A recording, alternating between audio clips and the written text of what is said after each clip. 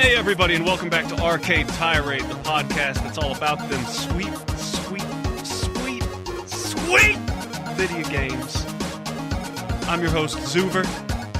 This is Phantom Outlaw. And this is the episode for June 10th of 2019. So what's been going on lately, man? Not much.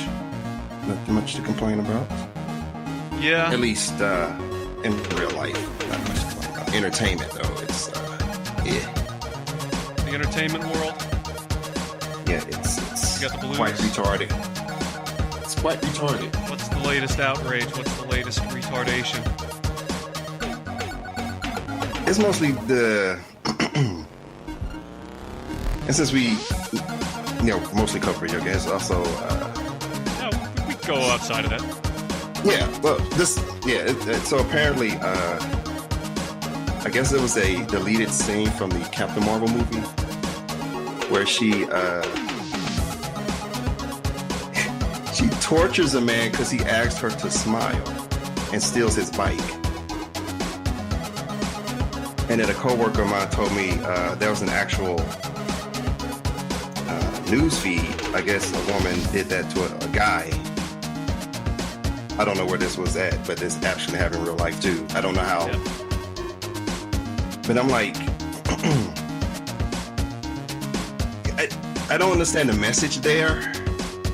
Is it to, imagine a neighbor of mine had his stereo up very loudly, and instead of me going over and say, hey, can you turn it down or work out some kind of compromise, I decide to either take a ball bat, beat his ass with it, or go when he leaves his home to go steal his stereo equipment.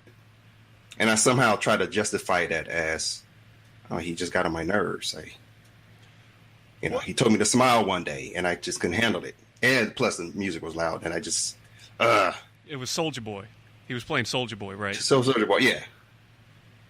Yeah. And there's people justifying this like women go through this all day. Like, if someone telling you to smile is the worst thing you've ever experienced, jump off a bridge. This is going to be the dumbest thing I've ever heard. That someone telling you to smile. I have been told to smile before. I didn't think, let me physically harm another person for that. It's annoying. I can understand that. But physically harming another person over it to the extent that you maim I don't get the logic there. Well, it's okay as long as there isn't blood, from what I've noticed. That's when you cross the line. You can bruise them, internal hemorrhaging, torn muscles, whatever. As long as you don't see blood, as long as nothing goes above the surface, you're fine. But that's when it becomes a problem. All the Puritans, that's when they come out and protest. I have not heard about this scene, though. I have not heard about this. I don't know what the context. It sounds ridiculous. No, it's that whole Me Too, Time's Up bullshit movement shit where what happened was because Superman went through this too, because Superman usually smiles. When Superman came out, people were like, oh, why does he always... So men deal with it too, but we don't react in let's beat up somebody because they told you to smile. So Brie Larson, when her movie first, from the trailers, none of her in her scenes, she just didn't look like she wanted to do the movie. I remember when we saw Return of the Jedi, my mother, I remember when I was a kid, but she's like, Luke, don't look interested in doing this movie. This is just something she just observed. Mm-hmm. I don't know if he really felt that way, but it's just something. Watching the movie, he didn't feel. I know he did about the last one. Yeah, I know. But in '83, she just seemed like, he doesn't seem as into it. And that's all people were saying. It's like, she doesn't seem like she's that motivated to do this movie. And then people did like these photoshops of her smiling. She just, and then she's an asshole in real life too. Yeah, I've heard stories. So and it was just kind of a meme thing, and women took it to, oh my God, they just took it out of they took it personally, and they took it as an attack on them personally. They took it as an attack on womanhood and all this bullshit. So I guess they decided to add it in the movie as a message to, you know, this is what women have to do. Because in real life, Brie Larson had a guy at the airport. You know, it takes balls to talk to a celebrity, I guess, especially ask her for her number. And she embarrassed the guy. Wait. He asked her for her number? Yeah, the guy at the airport who was like handling her bags or something. Yeah. He just saw, oh, she's attractive. Let me talk to her and let me try to get her number.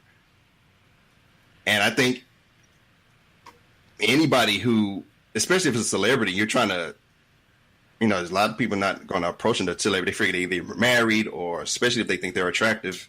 Most people will shy away from it. But he had the balls to ask her for a phone number, and she embarrassed him and said, oh, women are always on the defense. We like, bitch.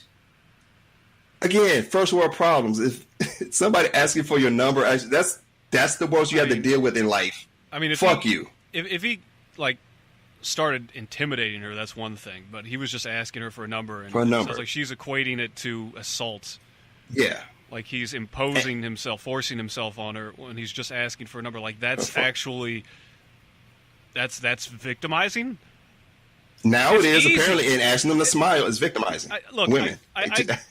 I understand from enough women that I've talked to about, you know, feeling like guys are staring them down all the time, getting the creeps about. Get over it, dude. Women get stared down too. I don't. We had to fuck that. Yeah, but I think women get stared down more than guys do.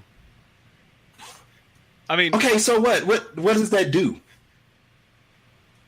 I've talked to female friends too who say, hey, and actually, this is the thing that doesn't make sense. But then I've always had women tell me they prefer a man to come approach them first.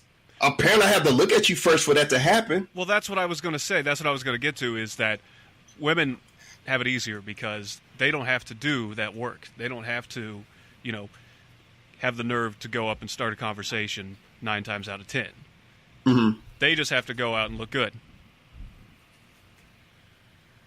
But they're so oppressed. Yeah. Nobody's saying, well, I'm not saying they're oppressed.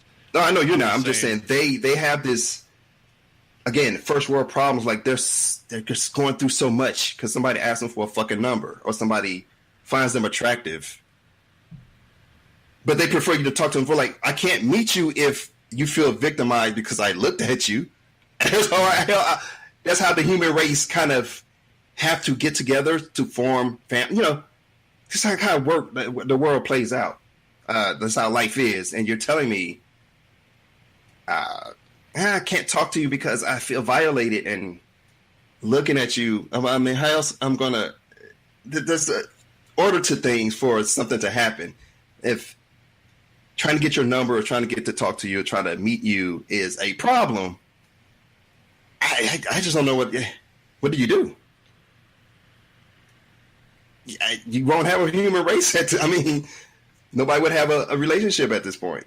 If guys are afraid to approach women because they feel like if I do this, I'm going to be harassing him or asking them anything. It's just weird to me that everything happened everything is a victim for these people. The village idiot got a loud horn. That's basically what's been going on with social media, with the internet. The village idiot has always been there. It's just now the village idiot has Twitter. Everybody has a voice. And again, I don't blame technology. It's just humans. Humans are strange people, man. It's, I don't know. And why can't I hear myself anymore? No idea. This is odd. Okay, now I can hear myself.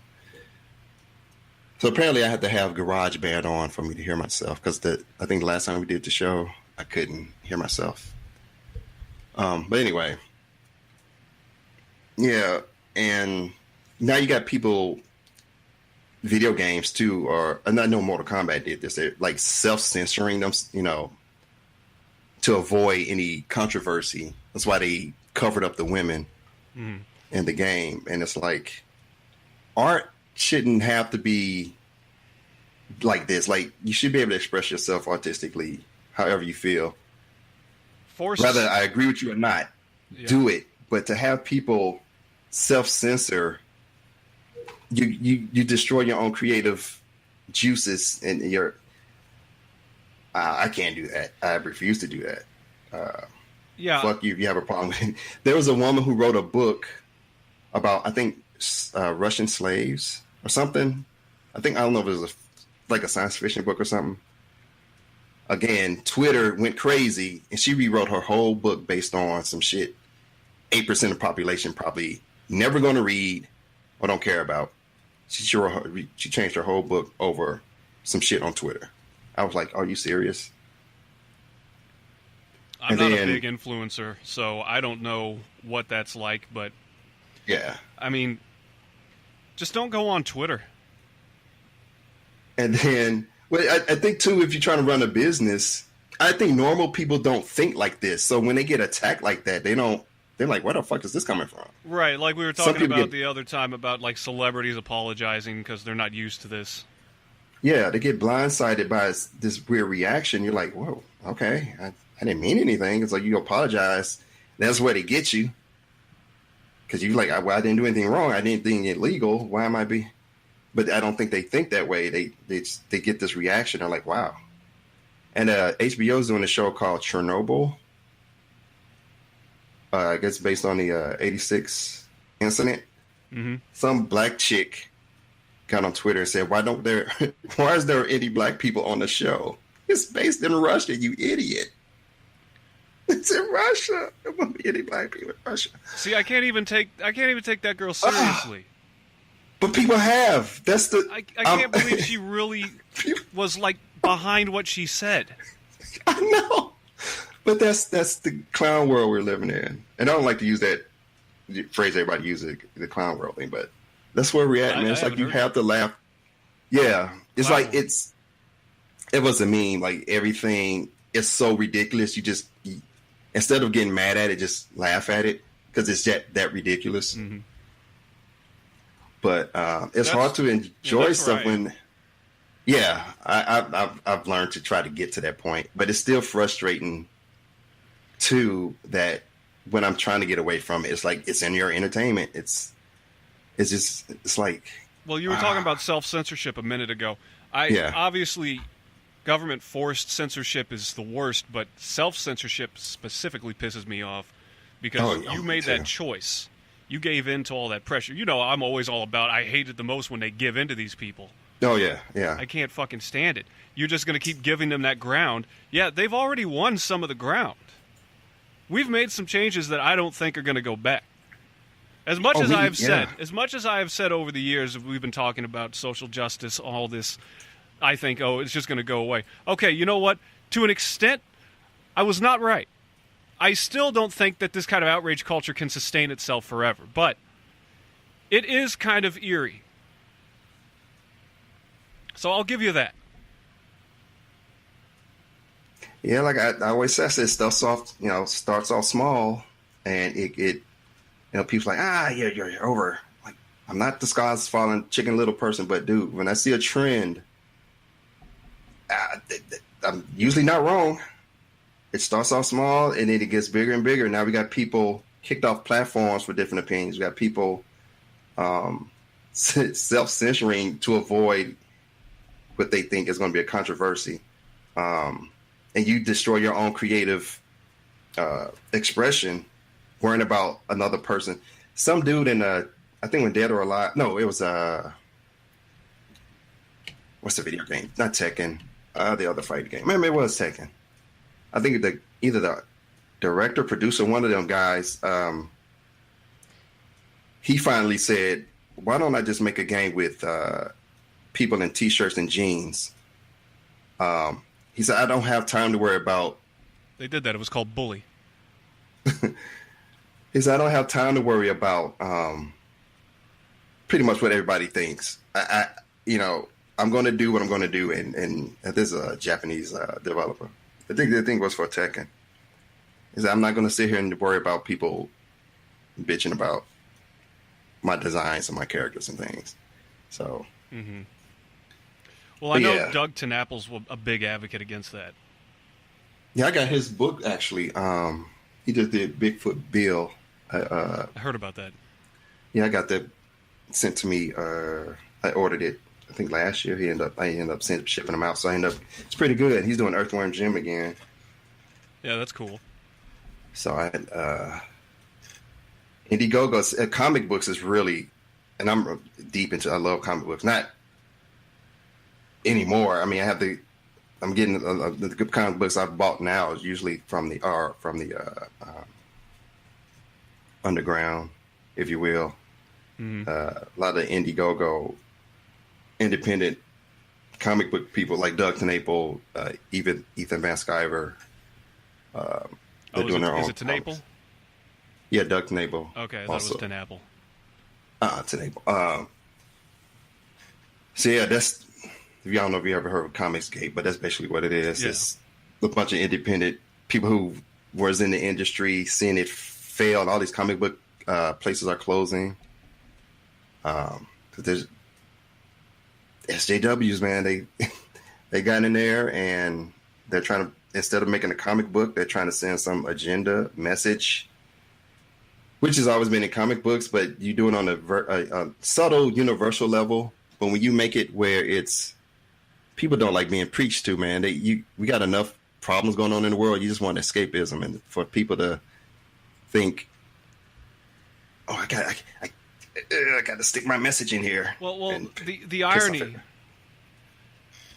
irony of it is that you've seen people that started out. I'm not going to name names, but people online, that have their own channels. They started out 10 years ago, 12 years ago, beginning of YouTube, or just whenever they started out, there was a big scene of religion bashing. And you know where this is going. You've got the religion bashing, and they tended to be left-of-center people, and some of them went on to start preaching their own opinions on social issues to the point now where they sound just like these religious preachers. Remember that time me and you had a conversation? I said, dude, I don't know if it's, I'm starting to see the parallel left. Yeah. Between that and I remember how religion in the 90s, how like the similarities are just strange. Just one is not using God and the other one was using God and the other one is using, I don't know where their moral compass is coming from or why they're so hell-bent on God or not, it's a set of principles that they think everybody should live by. Yeah. I don't like either side of that. Right. It's just let people. I don't think it's going back to normal, whatever that was. But before this, man, I don't know, man, because then you get people on the right also that get ridiculous in their reactions. You have the alt-right movement, you have the white nationalist movement, and it's like, you know how they started these alternative social media platforms like Gab and Minds? Mm-hmm. They're like alternatives to Twitter or Facebook. Obviously, not all of those people on the alternative social media sites were Nazis, but I have an account on Gab. I'm sure that's going to get this channel flagged now that I've announced that. But now we have hate content on our channel, ladies and gentlemen, according to YouTube's new guidelines. I don't even think they know what hate is. Like actual hate. My dad. Real quick, just to finish this point, I saw a lot of Nazis on those sites. That's all. Uh-huh. And it's just I don't want to hear either of you. I don't want to hear social justice warriors, and I don't want to hear the Nazis. I want to talk about things with nuance. That was it. Oh, okay. Yeah, it's I don't think people, even me, I hear people used to say they have post-slavery syndrome and things like I don't think, I think you cheapen what people actually went through when you act like you've gone through that. Mm-hmm. And you really haven't. You may have read about it. I do sympathize with it, of course. But actually, it's like when I was before I used to work for a school district, I used to, like, why don't these teachers teach better? And then until I started doing it, it was like, it's a whole different, it's not as cut and dry as I thought it was. I think people have never experienced actual sexism, actual racism, and everything that they're calling that now is like, if this is rough for you now, I mean, you have not been able to handle anything back then. This is nothing. Well, they would have had thicker skin if they had to deal with that shit. Yeah. So it's that's just the latest stuff that's got under my skin. That Chernobyl, especially that one. It was like you're upset that there's no black people in Russia. Well, didn't they put black people in that Beauty and the Beast remake? I don't know. I didn't know they did I think they did, and that's like what mid. I don't even remember what time place that takes place in. It's like what 1600s, 1700s in France. In France, yeah. Right? I haven't seen the movie, so I don't know the context, to be fair, but... And still, though, it's like, let's retroactively alter history. I mean, you're supposed to learn stuff from history. That's why I just want to, like, Huck Finn change. I don't want that changed. The book, that shit hits you hard. You know what I'm saying? I haven't seen anybody touch Huck Finn. Oh, okay. I remember there was some years ago, there was this whole... As far as like remaking a movie adaptation or anything in recent No, I mean a book. I know they wanted to change the book. They wanted to take the N-word out of the book. Right. I know they banned the book in a lot of schools. Oh, did they? Oh, yeah. Well, we had it. We read it. I think we had it too. But... they're good books. I feel like we were way tougher back. Man, I don't know how much... Huh? Space between when I went to school and when you were going to school, but I don't think things were much different. Yeah, it seemed like a little bit more thicker skin back then. Oh yeah, I mean, they didn't really hold back. I mean, it was a long time ago, so I don't remember everything, but they didn't really put gloves on with a lot of things. Yeah, so everything is now is. Everybody's feelings. We have to worry about everybody's feelings now. I had a history teacher in high school that would make suicide jokes. He was a great storyteller. He was a history teacher, and he was a great storyteller. And he told a story. So to be fair, if this was a joke, he was going for like an Andy Kaufman kind of angle, like trying to sell this as a real story and playing along with it. Yeah, and.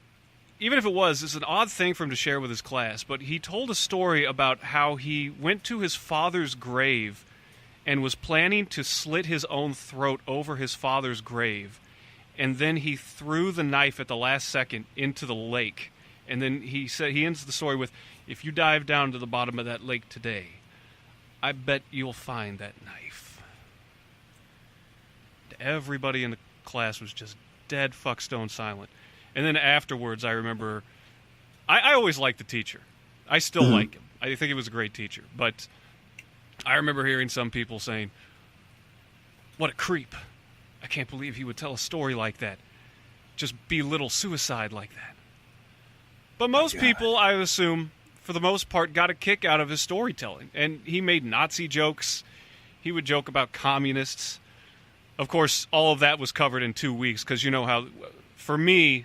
The history class, they always started with, I mean, depends on if you're doing American history or world history, but they would try and, like, crunch the last century together at the last 2 weeks because they fucked up the pacing. And they're like, oh, shit, we got to cover all the modern history, all the stuff that really has an effect on you today in 2 weeks. So grab your fucking seats, kids. Here we go. I know half of you are sleeping or not listening to me anyway. I knew one girl in that class who didn't even realize that Texas was a state. This was high school. Are you serious? And she was laughing off. She was laughing it off like, I didn't know Texas was a state. I was like, I was just thinking, have fun at Subway. That might explain why that girl thought black people should be in Russia in '86 with the Chernobyl, a period piece about. No. It's the same as ridiculous as there was white people complaining about there wasn't enough white people in Black Panther. Like, and then there was people upset that the creator of Black Panther was in the movie. It's like, both, fuck everybody. You're all stupid. Yeah, I'm pretty much at that point too. Fuck everybody. What was it? Black Panther. Oh, that reminds me. I think we talked about this. Jordan Peele only casting black actors in his movies. No, we didn't talk about that. I did hear about that. You know, he said that. Yeah, that's what he plans on doing. How do you feel about that? I mean, I think he should do whatever he wants. I mean, he's cast. If we're gonna go, I guess my point. I always try to think things on a logical spectrum. If you're gonna tell me certain groups, because if a white person said this, it'd be outrage. So if we're saying we want equality, apparently that's not a real thing, because certain groups can say what he said and no one has a problem with it. Any other group would have said it. So the logic to me is, if he can say it, why can't white people say it? No, people are not going to like that, but you can't have it both ways. You can't say... Well, this is the old, well, why don't we have a white Pride Month argument? Or a straight Pride March. There was a straight Pride March that happened somewhere recently. Yeah, and liberals freaked the fuck out. Leftists went crazy over it. I don't think the guys were even serious. It's just people blew the fuck. It's like, do y'all want equality for real? Because it would mean equal punishment. It would mean everybody should be able to march. Everybody should have a day. Apparently, it's not that you want special treatment. That's what equality is today, special treatment. It's not, has nothing to do with actual equality. You want to take from someone else, but at the same time, he should be able to cast who you want to cast. But if we're going to go, it's the same shit that happened with what's that show? I should say Jenny Jones. That was the Marvel show with the superhero chick, with Iron Fist and Luke Cage. Can't think of it. Jessica Jones. Yeah. The second season of that show, men were not allowed to direct any of the episodes. And it's like, if a man ever said that, I'm only going to hire men, again, this double standard is annoying to me. It's like, at the same time, I'm do what you want to do, but don't come with me with you're trying to be equal. Like, take that, you're not. Just admit that, we want special treatment for special people, and leave it at that. But don't, he can hire who he wants to. And then white people should be able to hire what they want to, Mexicans, Asians, down the line, if we're going to go that route. But then everybody's like, we're being separate. We're all divisive. Well, we're kind of, But do you draw a line, though, when it comes to businesses, though? Private businesses. Like, if... I like this analogy I've heard. Let's say you were... and you might have heard something similar to this before. I don't think it's a unique scenario that people make up. Let's say that your car, you ran out of gas. You were careless. You ran out of gas and you were in the middle of nowhere. And you walked to a gas station. And it was a bunch of white guys running, or Mexicans, or whatever. And they wouldn't serve you because you're black. Do you support their right to discriminate their business? I know I'm personalizing it, but I think that you can't help but do that, because if you didn't have certain protections, then people would be in those situations. Well, that's what I thought this whole thing was. We were trying to get away from was separate water fountains and stuff like that. It's like now we're compassionately being segregated. If that makes sense, it's like,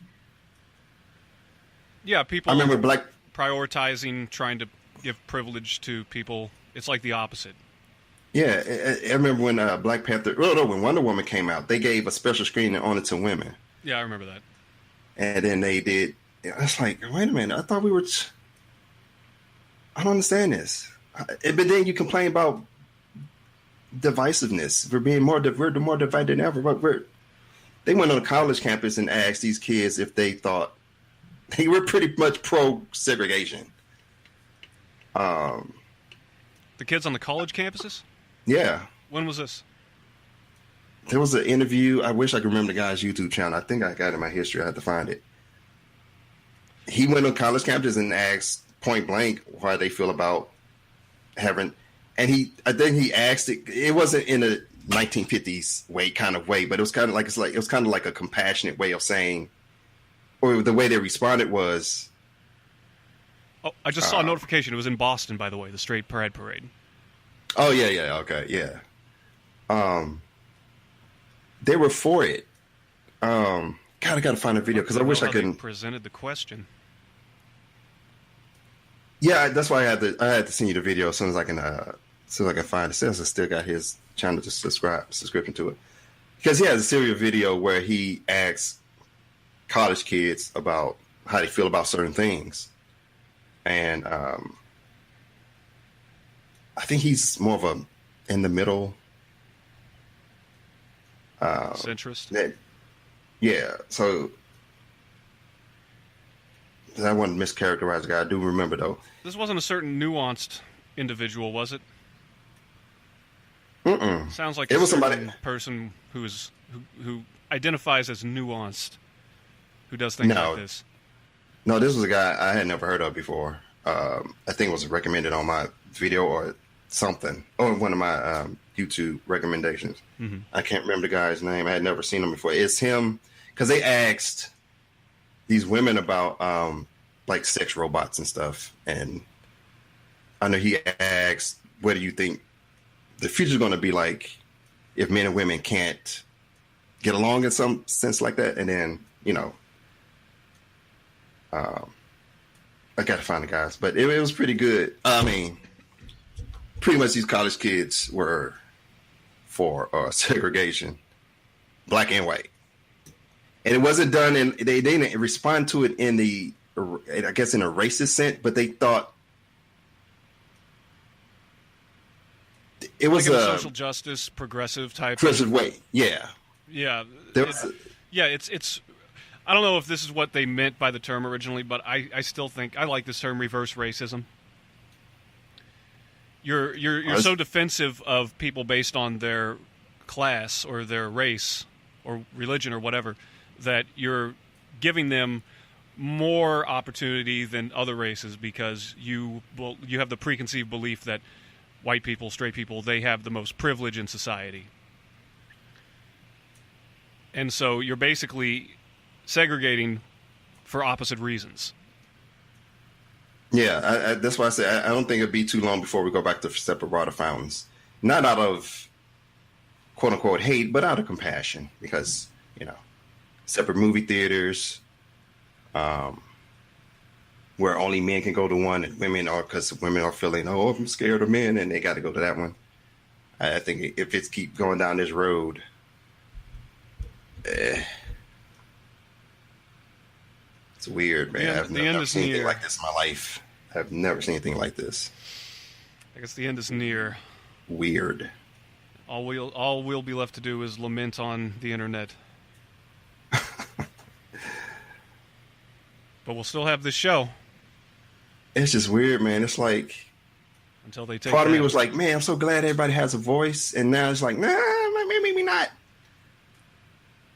I don't know. Because people can be like, well, I don't like what you say. You shouldn't have a voice either. Just be smart, responsible, and logical, I guess. I don't know.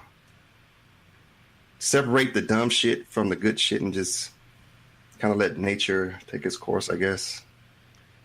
I'm so not for censorship. I don't care. I disagree with you or not. I'm not for censorship at all. And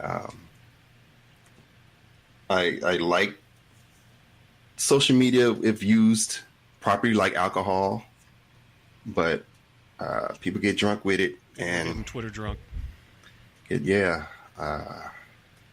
it's nothing constructive. I think if you're running a business, Twitter is fantastic for that, or Facebook. Outside of that, I couldn't stay on Twitter more than when I've gone on Twitter. I was like, this feels. I need a holy water put on me. I can't take it. I only go for a select number of accounts. I just follow certain people. If anything, I follow was like video game, a site or something, or a podcast. But even then, I say a few things and I get off. But I probably use Twitter once a year, if that. I'm barely on the thing. I'll use it for promotion, and I'll use it to just follow a couple parody accounts. That's pretty much it. Yeah, I think that social media is still good for promotion, but that's pretty much it. Yeah. I found some cool things, some cool businesses. Have you seen, I know of at least 3 arcade bars that have sprung up in St. Louis over the last couple of years. Don't want to get too local, but they've got the 2 Plumbers Brewery out in St. Charles. Hey, if we can get a promotion from you guys, if you're listening. There's Start Bar, which is downtown, and there's another one.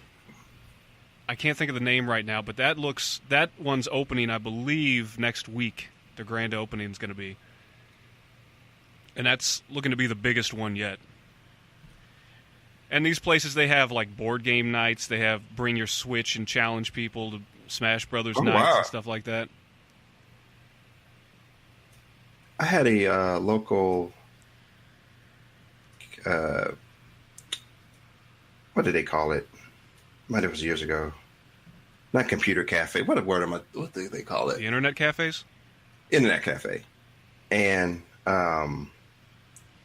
they were serving like coffee, and then you go in the back room, and you can play online games and stuff. But this was like 2004, 5. Yeah, I remember when those were a big thing. Didn't they have those back in the 90s too? I don't know. Later 90s? I either went to the arcade or I had a home system, so I didn't... they had arcades back then too. If there was an internet cafe... I mean, when did the internet actually get like... I mean, when we had it, it was still 56K. I don't know when did broadband actually... I mean, I know you had to have... I mean, not everybody had a home computer either. Internet cafe. I just remember them coming mid 2000s when broadband was becoming somewhat affordable. But Dreamcast and the first Xbox, as far as home consoles and getting online and stuff, was one of the things I knew that you could actually. So I didn't know there were internet cafes back at least late 90s, if there were any. Well, they're still really big in other parts of the world. Oh, yeah, I know Philippines when I was there. Yeah, apparently it's become a problem over there. Like, kids are living in these places. There was a kid in China that died playing, I think it was World of Warcraft. He never got up. He never ate. Should have been Fortnite. And he passed away from, I think he had a blood clot because he sat so long. And, yeah. Yeah, that's how you get stuff like bed sores. You're not made, human body's not made to stay in place that long. Nope. Let's go to something a little more positive, huh? Yes. Got a story. This was really positive. It's not negative either. Well, unless you're really interested in getting Google Stadia. So Google's new streaming service, Stadia, can stream.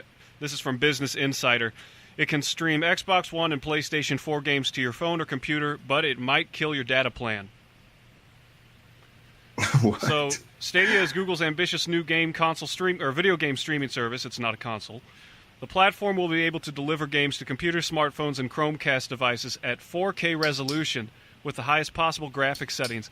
Because Stadia is entirely cloud-based, it uses a significant amount of data to maintain a stable picture and responsive controls. At the best possible quality, Stadia will use 35 megabytes per second of data, or about 15.75 gigs per hour. At Google's recommended minimum quality, which will be 750K, Stadia will use about 5.5 gigs per hour. So the price is $10.99 per month for the service, and you have to get a startup package, which is going to cost, let's see, it's $129 to pre-order the Founders Pack. Oh, to play on Stadia during its first 3 months. A free version will launch in February of 2020. So a couple details here on the average person's internet connection. Let's see. While most people won't have a problem meeting Stadia's speed requirements, dozens of internet service providers, including Comcast and AT&T, place monthly limits on how much data their consumers can use. Comcast and AT&T cap millions of users at 1 terabyte per month, and going beyond that can lead to additional charges or the cancellation of service. Using Stadia at 4K for 65 hours would use up to 1 terabyte of data. So hardcore gamers, and this is me talking right now, hardcore gamers, I guess you're just going to have to buck up or just play with lower quality. And I know a lot of y'all out there will not settle for anything less than best. So I just wonder, because one of their big selling points Google's making about this is that it's going to be a much cheaper alternative to a console. What about PC? Well, yeah, I was going to say PC services. You're buying the PC, which is more expensive. People just stick with Steam or Epic, I guess. Yeah, there's Steam and Epic also, which, obviously you need a computer too. Well, you don't really need your own computer to do that, since you can log in. You can log into other computers with the account and run those games, right? Or no, they have to be installed. They can't stream.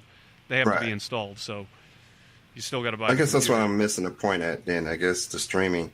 But it's going to be cheaper. They say it's going to be cheaper. That's it. To stream it?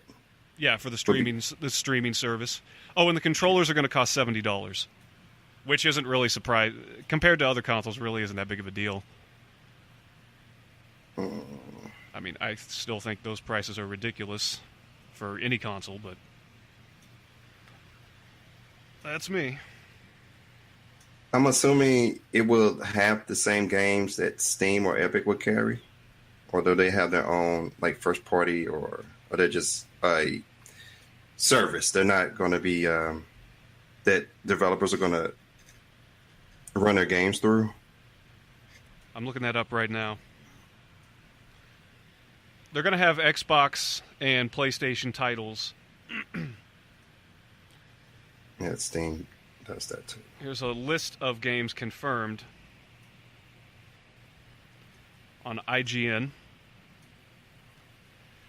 So I'll just touch on some of the bigger titles.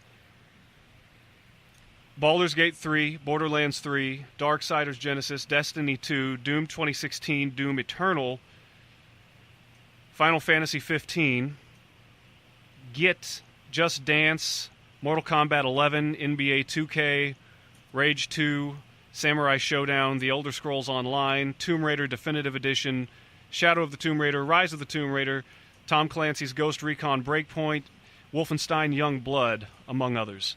But the list right now isn't much longer than what I just read off. This was as of June 6th. I guess then I would want now. I guess audience, who I guess I would need to know who would, and not who is this for anybody, but I mean, I guess, I don't know if you got PC gaming, Steam. I don't know why. I don't know. I don't know why I would, if I ever had to choose. I don't think I would choose a streaming service. I would just like to get the game because I guess how smooth the streaming is, I wouldn't want to have to worry about the game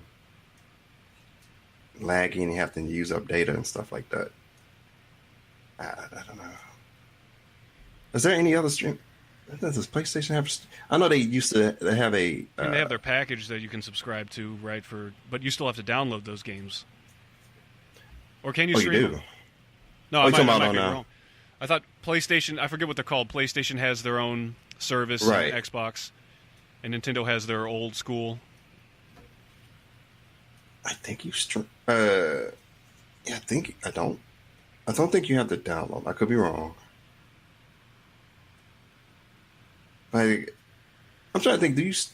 When I've streamed, I mean, with like video, you don't have to download it. You can just watch it.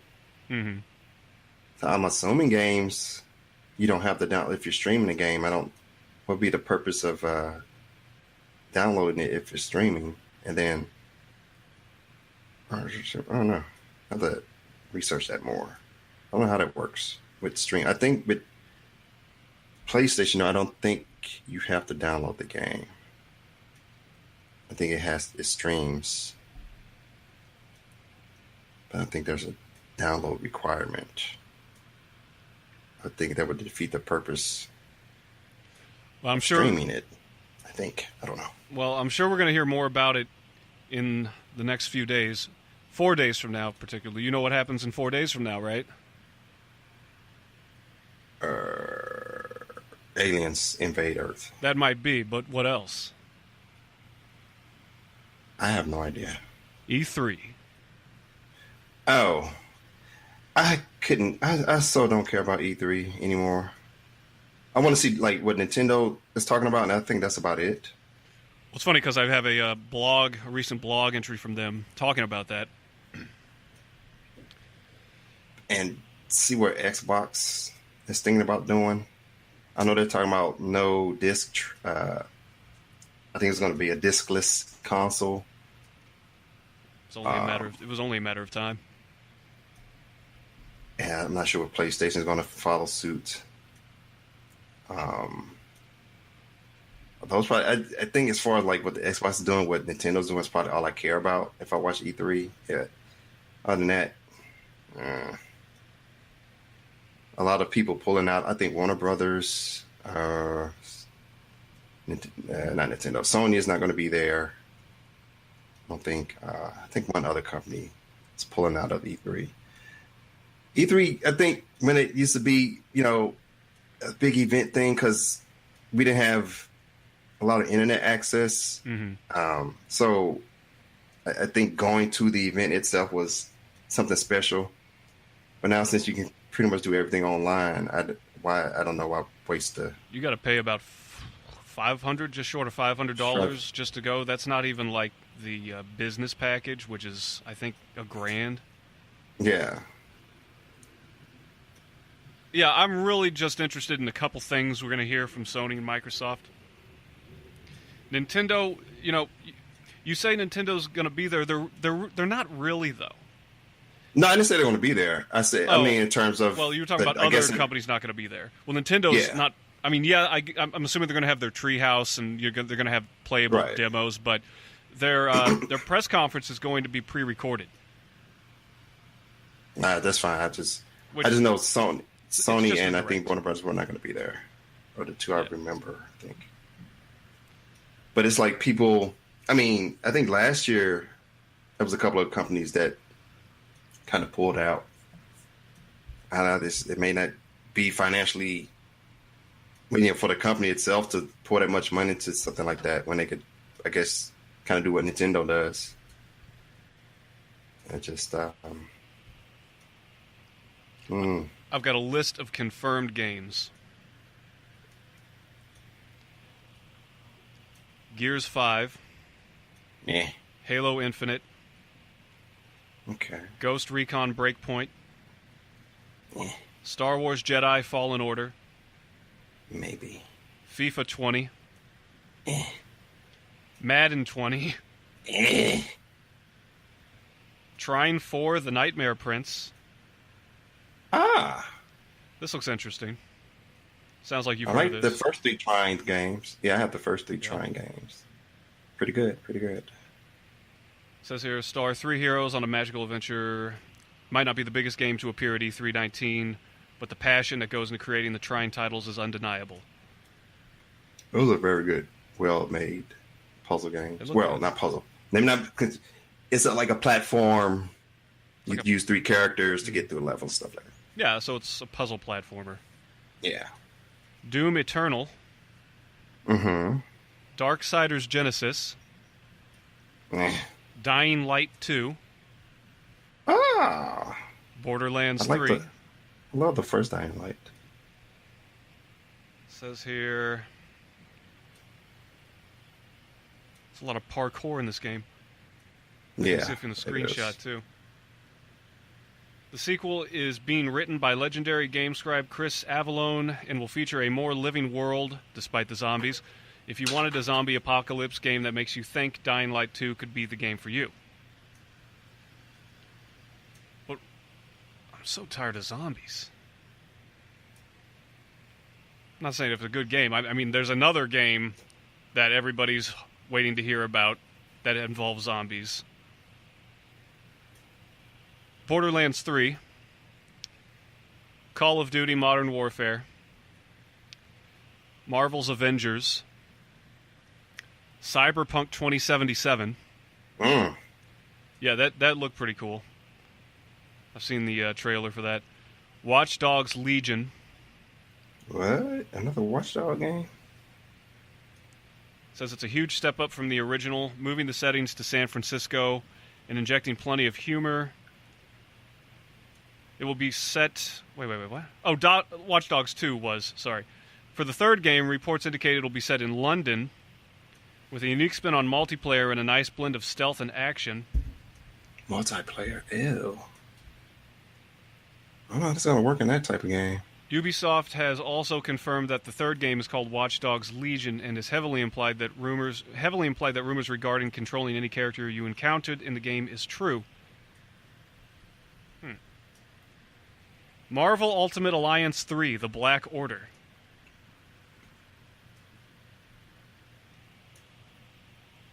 Now, I guess some of these are cross-platform, but it seems like they saved Nintendo for the end here.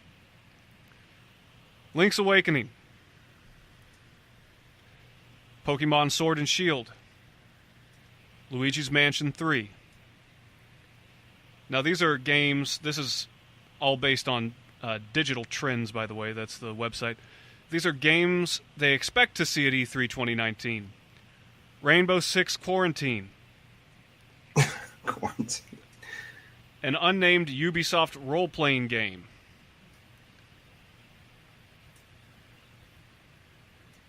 It says here, according to Kotaku's Jason Schreier, the game's art style is similar to The Legend of Zelda Breath of the Wild, and with its code name Orpheus, we'll almost certainly hear more information during the press conference. Bleeding Edge. Wolfenstein Youngblood and Cyberpilot.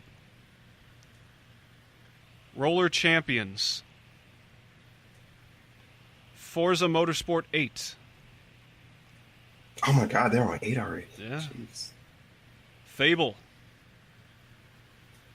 What? That Says- game is going through so much. Unconfirmed for Microsoft is a new Fable title. Playground Games, the studio behind Forza Horizon, opened a second office in 2017, and we've heard that it is working on an open-world game that is not a racer. It could very well be a new entry in the Fable series, which has been dormant since the closure of original studio Lionhead. Microsoft said it has 14 first-party games planned for the show, and this has to be one of them. Well, according to the person that wrote it, who apparently really wants a new Fable, but we'll see. Animal Crossing. Super That Mario. game. Now I was gonna say after playing Farm Together, if Animal Crossing had some of those elements that game has, I would enjoy it more. Animal Crossing, if it had what Farm Together does, it's I don't know. The last few Animal Crossing games I've had, it's like it's just kind of rehashed of all the other Animal Crossing games I've played. They haven't really added nothing, very few things new to it that keeps me wanting to play it. I'd like to know what they're going to do with this one to make it better, I guess. And I think Farm Together and Portal Knight, and it's not in a building your own thing, but just the way they structured it's like Farm Together is so simple, yet it does enough stuff to make you want to keep playing the game. I just feel like Animal Crossing, once you do a certain things in the game, there's nothing else left to really do. From at least from the ones I've played, it kind of loses its off after a certain stretch of time. It doesn't seem to hold.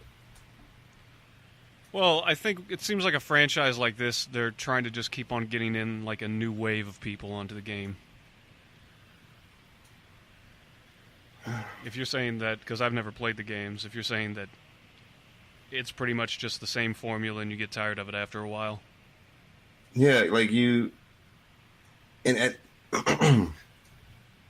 like I wish they let you create your own character. You have to get a luck of the draw, a randomized character, and then it may not be the one you want. Mm-hmm.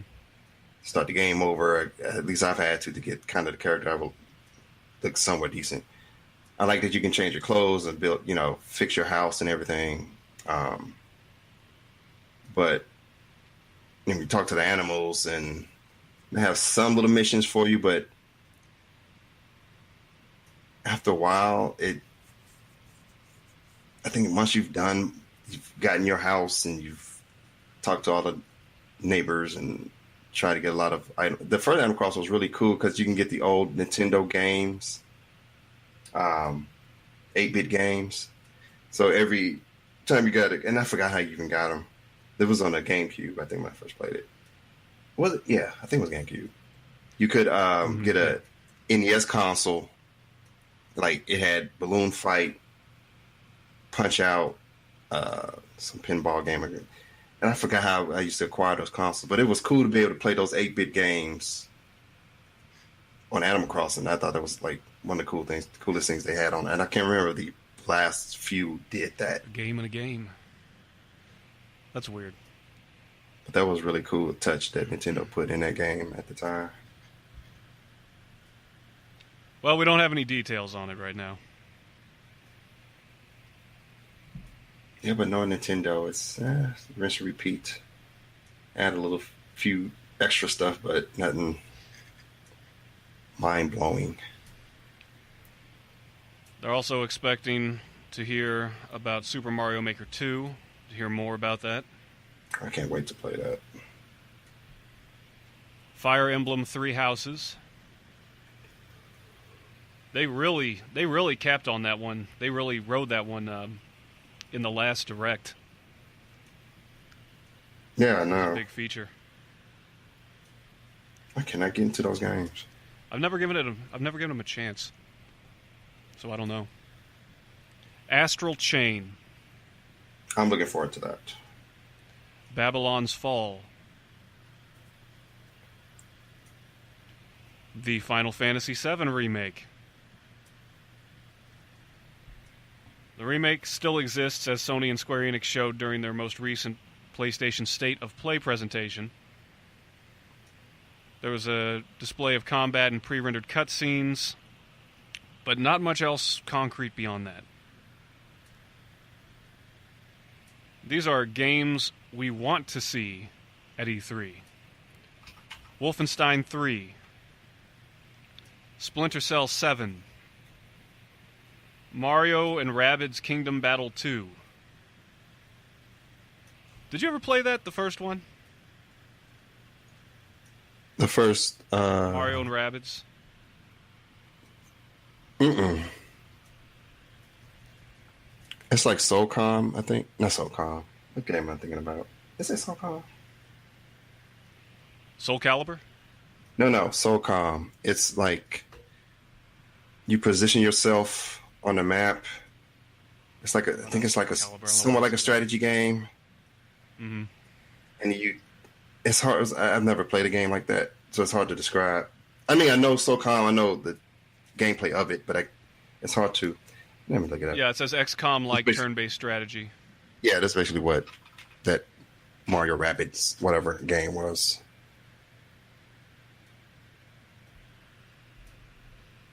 That was a game where I saw it and I wasn't familiar with the Rabbids franchise, so I didn't know what to make of it, but it's been really popular.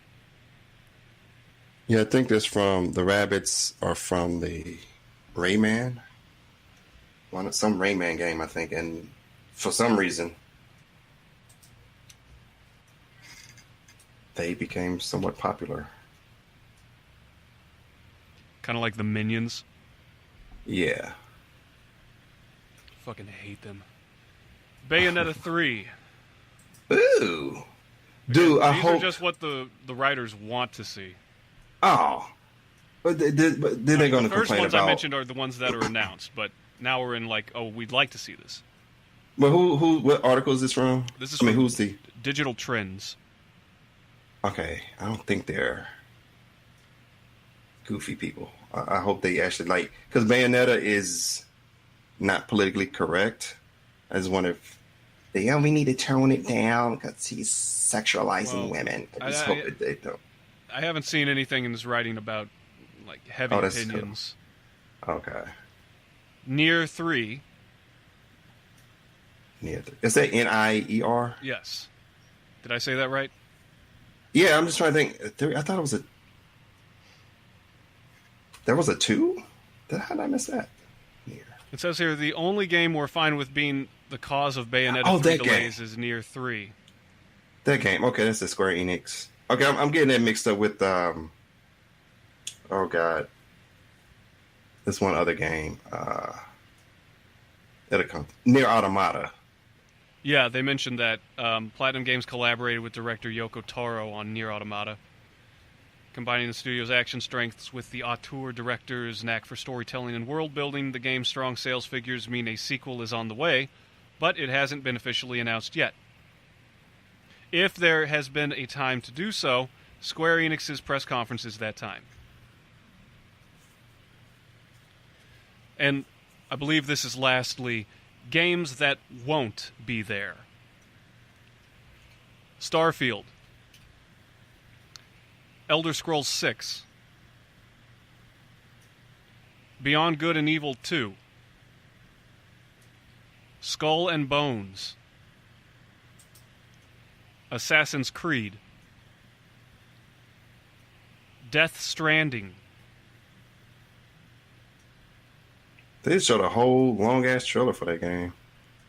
Death Stranding. I saw it recently. It says here...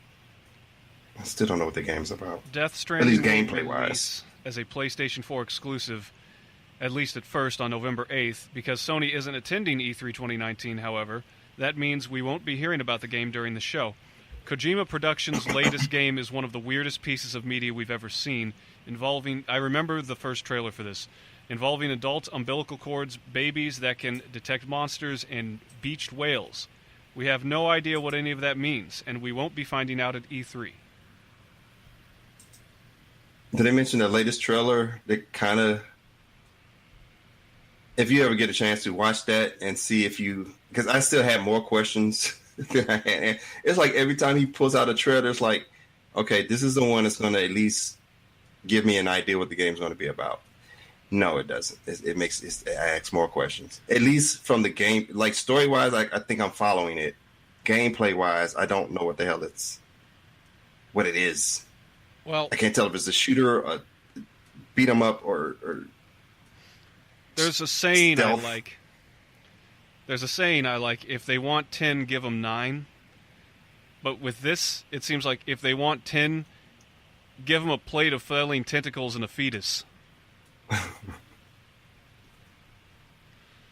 Speaking of other games we won't be hearing about at the press conference, which I hinted toward earlier, The Last of Us Part 2. How long have they been talking about that now? Oh, that game came out 2013, the first one. But I remember saw a like couple 2 of trailers. E3s ago, they were putting out trailers for that. Yeah, I saw a trailer for like a couple of. Was that earlier last year or late last year? It might have been last year. It seems like 2 years ago, though. I don't care. I'm not getting it, but Oh, really? I'm sure I don't. I think after I saw the trailer, I was like, I'm good. My own personal reasons, but I'm not gonna get into. But like, okay. I think I know what you're talking about. Yeah. Next up, we have Ghost of Tsushima. Oh, that's a Actually, that was the last one. But yeah, Ghost of Tsushima. I think that's that game, but the samurai. I think that's that samurai game. It looks like a samurai game. They are 2 samurais in a sword fight. I think Sucker Punch is making a game. Sucker Punch, they're the Yep. Yeah, okay, that's that one I saw at E3 last year. I thought was badass. Because that one and Sekiro, they were showing both of those. I was like, I want both of those. Sekiro came out. That's such a good game, Sekiro. Says here, it will not be appearing, obviously, because Sony won't be appearing. An action-adventure game set in feudal Japan. It sounds similar to Sekiro Shadows Die Twice. Or you should write for one of these sites, man. Or Neo, based on that description. But the game ditches the fantasy elements for a down-to-earth, Kurosawa-like tale on the genre. Swords clash and characters fall to the ground with limited theatrics, and the game's gorgeous environments are captivating. Dude, I am sick of the word gorgeous. I really am. I listened to this podcast. I will not be naming the podcast, where they use the word gorgeous to describe everything. I just get sick to death of it. Anyway, that's whatever. Game's gorgeous environments are captivating, to say the least. It's far different from Sucker Punch's previous titles, and we look forward to learning more soon. I remember they were supposed to do the Spider-Man game that came on PS4. Oh, and then the puddles, man. The puddles. That was the one that they've been putting trailers out for recently, right? Or is it out now? I just remember people were outraged because the graphics were better in the trailer. Puddlegate. Oh, yeah. Puddlegate. I forgot about that. Puddlegate. I didn't hear shit else about it when the game came out. Apparently, people loved it by the time it actually came out, so I hadn't heard any complaints about it. But the demo, the graphics weren't as good I as remember the that. video, and people were throwing a fit, and I was just like, isn't that how it normally goes? I don't know if they were promising those graphics to look like the trailer. If that's so, then yeah, I get the outrage. But no, it was like, I remember Sucker Punch was supposed to do the Spider-Man game, and then Insomniac took it over. We were like, okay. Like, either company would have been, they almost seem similar to me in terms of quality. So it was like, fuck, one for another one that's almost in the same camp as in quality, in terms of quality. Yeah, they can't go wrong with either one, really. So we're like, cool. As long as it's not going to. I think Destiny 2 is supposed to be free to play now, or they're going towards that. I watched the latest on Twitch. I watched the latest World First. Every time there's a new, I forgot. I think it was a raid. I'm not a huge Destiny 2 fan, but I did play the first Destiny. I do know about the raids a little bit. They just had one, I think, earlier this week. I think they had a announcement of Destiny 2 because they're not with Activision anymore. And they are, I think Destiny 2 is supposed to be free to play soon. So I don't know. I'm trying to think of some other free to play game. I don't know if that means they were going to free to play plus online. Like if you're going to have to buy, I know they got to make their money somehow. So I just don't know how they're going to strike. I don't play too many free to play games. I kind of know how they're structured, but not too much. I never really mess with them too much. But you can revive now or watch 20 commercials. You can revive now for $10 or watch 20 commercials. Okay, that's more like a cell phone game, though. But yeah, I don't know how to do that. How they're going to do that. God only knows what's coming. Once we start, basing everything off of streaming, if that ever happens. Yeah, Destiny 2 moves to action MMO, releasing new free-to-play model. Blah, blah, blah, blah, blah. I know even with the first game, they were going to go, we're going to support the game for 10 years. Well, we thought we meant the first Destiny. Then they made Destiny 2, and it was like, it's like the first game. They must have really done a better job. What's the word I'm looking for?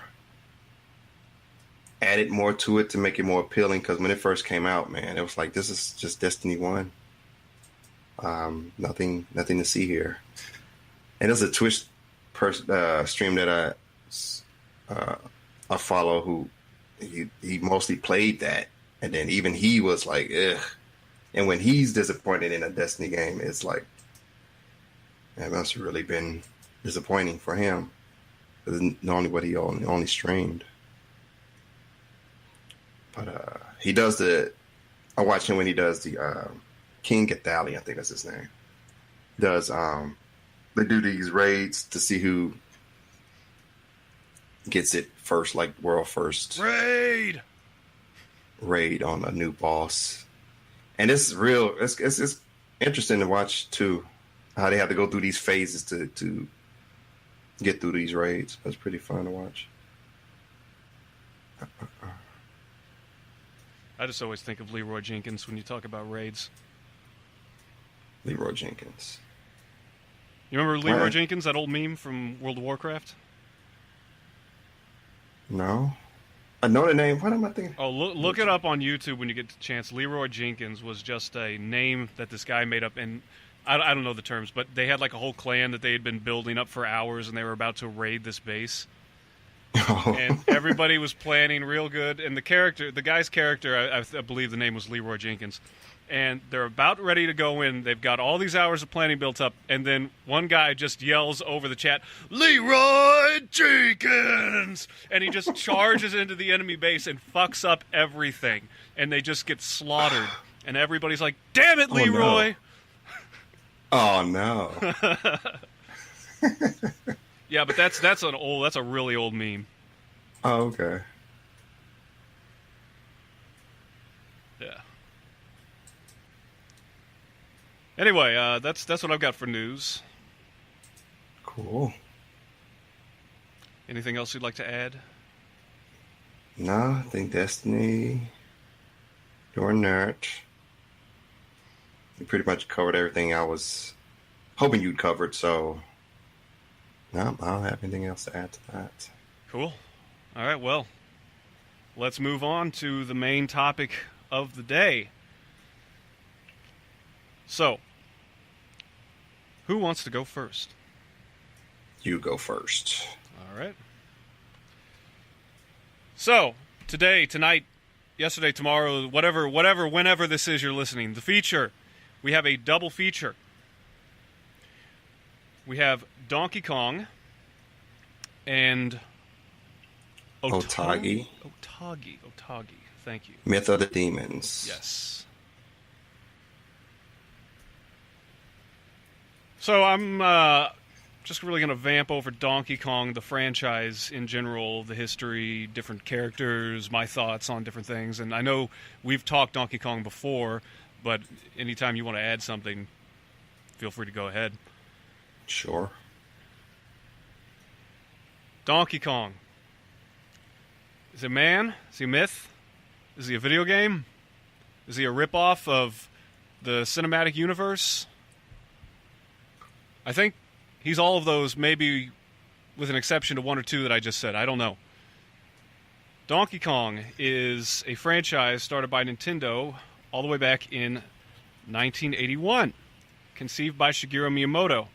It started as a famous arcade game, which had the first appearance of Mario.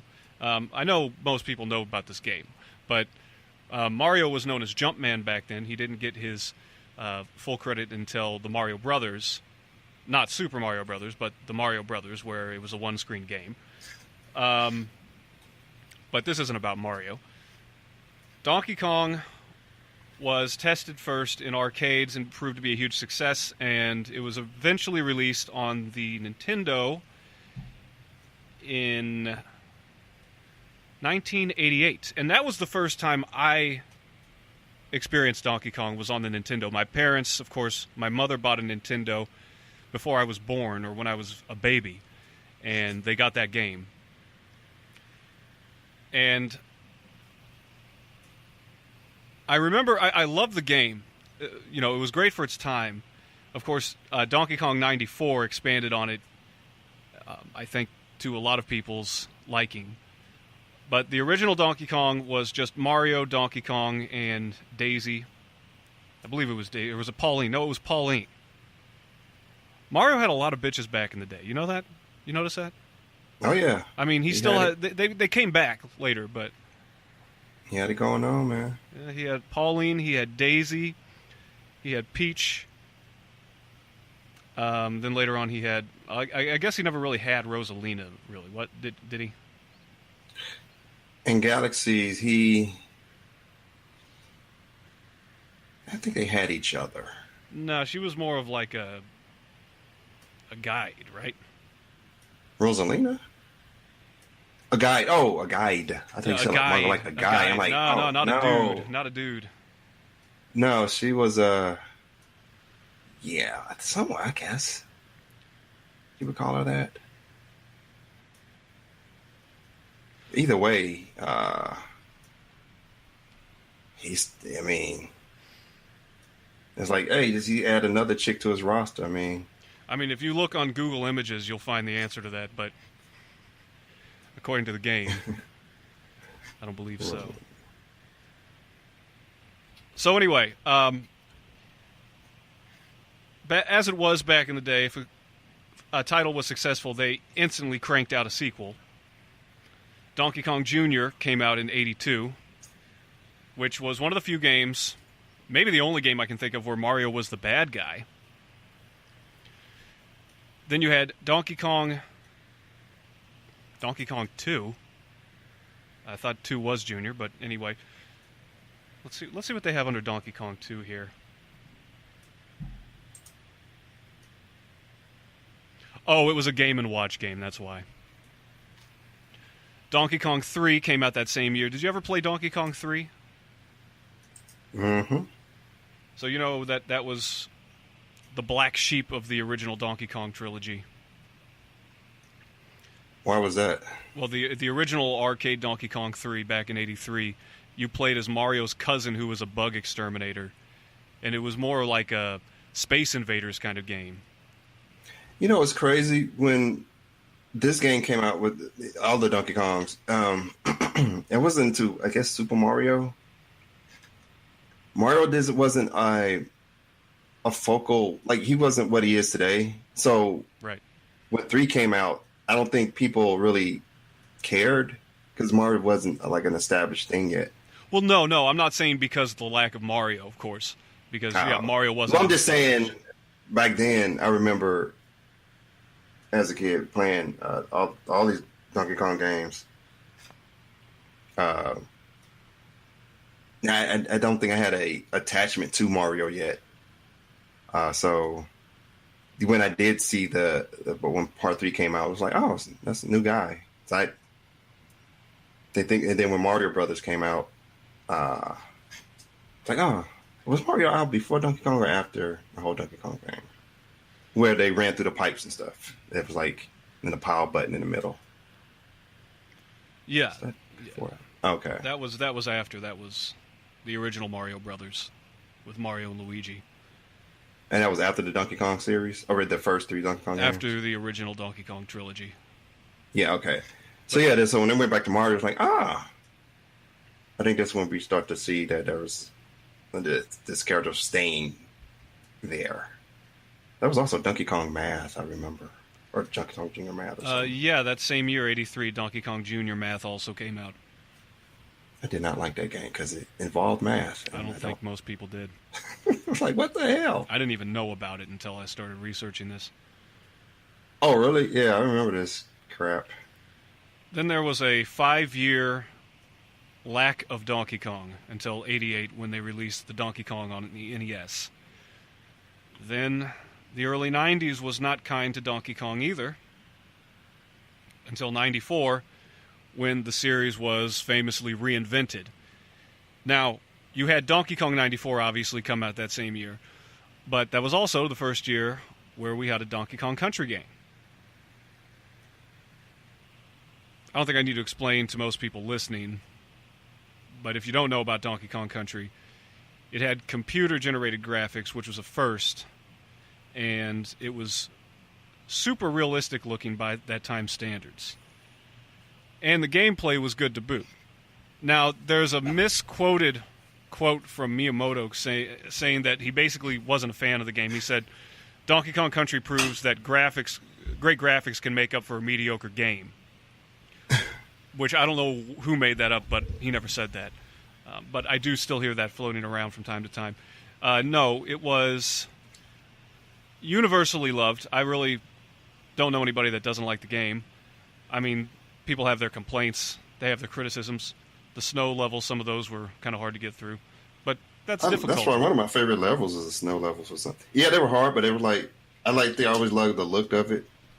So I think it's some of my favorite levels. Well, the look, and one of my other favorite things about this game that I didn't really learn to appreciate more until really recently. Like, I loved the music, but I learned more about the story behind the music and the composer, David Wise, who did the first 2 Donkey Kong Country games, and he had a light involvement in Donkey Kong Country 3. Those are probably his most famous titles that he composed for, but he was one of the music producers for Rare, and he actually still plays concerts to this day. He's a multi-instrumentalist, saxophone. He goes out and he plays Donkey Kong Country music. But the soundtrack, I thought, reached its peak. I thought the Donkey Kong Country score really started shining with Donkey Kong Country 2. It had very heavy, like, swashbuckling elements to it. It was obviously a very pirate-centered game, but the motherfucker just did pirate music so right. And, of course, that game also has probably... It's got Sticker Brush Symphony, which, if you don't know that song, go to YouTube or wherever and look it up right now. It's one of the most beloved gaming songs of all time. And that's not just me alone saying that. I've heard this from almost any, like, game soundtrack. Just a music buff in general, any music buffs. You know, if you can appreciate video game music, listen to that one.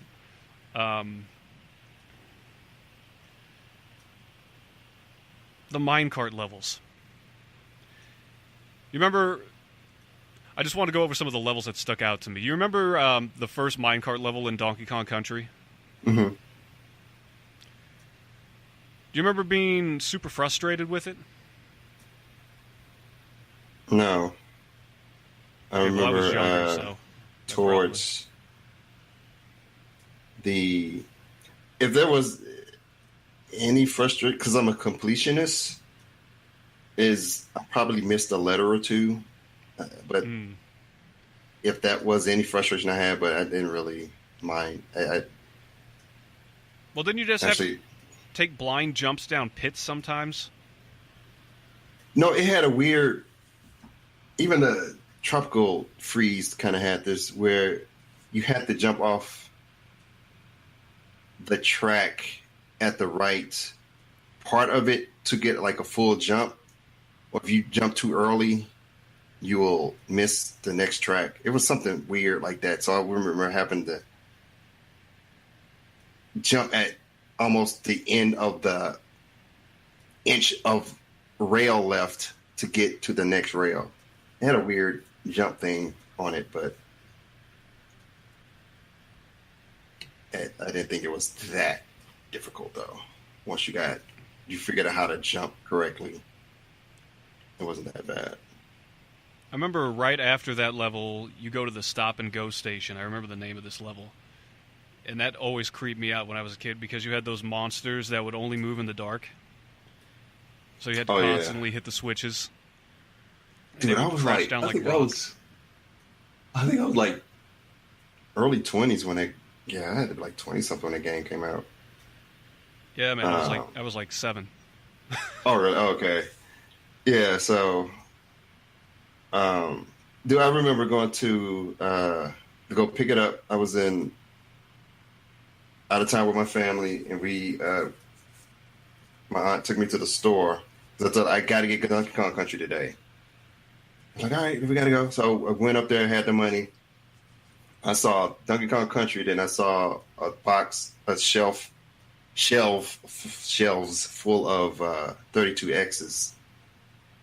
And I can't remember if they came out that same week or that same day, but nobody bought a 32X. Donkey Kong Country was the one. Surprise. Like everybody was in line for. Or at least, and everybody were able to get a copy. But don't get me started on 32X. I've been down that road already. But man, I played the hell out of that game when I got it. I was with Nintendo Power, and they sent me a behind the scenes the making of Donkey Kong Country. I don't even know if I still have that tape. Oh, I had that tape too. Dude, that was so badass. I was like, oh man, this is so cool. I think it's still somewhere in storage, somewhere in my house.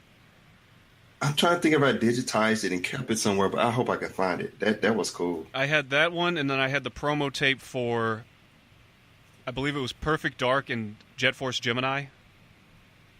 Didn't they do one with Star Fox?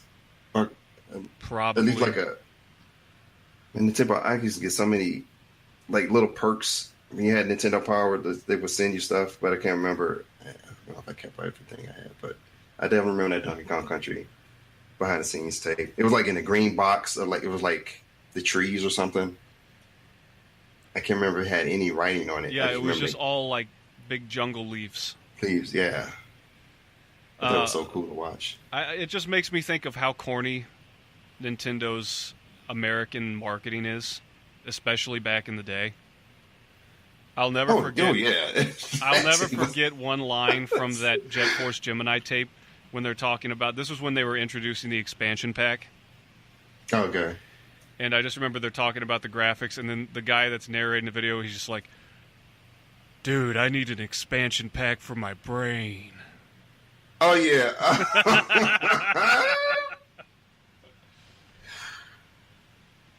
Which is probably coming, by the way, down the road. But first, they gotta legalize the sex robots. Oh, I'm all for it, man. Yep, I'm on team transhumanism. So, Donkey Kong, I always felt like the first Donkey Kong bosses were kind of cheap. I didn't hate them, but it was just a bigger version of one of the enemies. And once you memorize the attack pattern. Yeah, like, even Naughty or whatever, the giant beaver. Mm-hmm. And then the giant Necky the bird. Then there was a giant Buzzbee. I remember one level you have to fight a giant toxic drum. A giant toxic waste, barrel. I was never, I think at the age, I don't know if it was the age or I had so many games at the time that I just wanted to complete the game and get through the levels. I don't think I cared. I don't think I had a big issue with bosses. I think I was like, I just want to beat the bosses and get out. I don't think I put too much emphasis on. I think I do now. I start to appreciate boss fights I think after playing Dark Souls and stuff, I have more appreciation for boss fights in Cuphead than I did before. I used to just want to. I thought the levels themselves was a boss for me sometimes, and then when I got to the boss, like, if there was like, I mean, especially when I think about Super Mario 3, I think the last stage, I think doesn't it scroll and you're like, I'm trying to remember the last stage on Super Mario 3, where it's Bowser's Castle. No, it isn't somewhere before you get. I think it might be a stage or two before you get to Bowser's Castle. Talking about like the mini flying airships that are coming at you like really fast. Yeah, I think so. But it's like the whole background, at least on the Nintendo version, it was all black background, and I think it scrolled. And it's like a tank. I don't know what the hell you describe this thing. There was the first, I guess, episode in the last world, where like the giant tank battalion that you had to cross. Yeah. Dude, I was like, oh god, I gotta get through this. This is, I did not like that. But and then you had to fight that dude at the end, even though. Yeah, I was like, ugh. What do they call that guy? He's got a name. I forgot. I got to play that game again. That was such a good game. Oh, it's classic. Never ages. Mm-hmm. The water level. We got to talk about the water levels in the first Donkey Kong Country.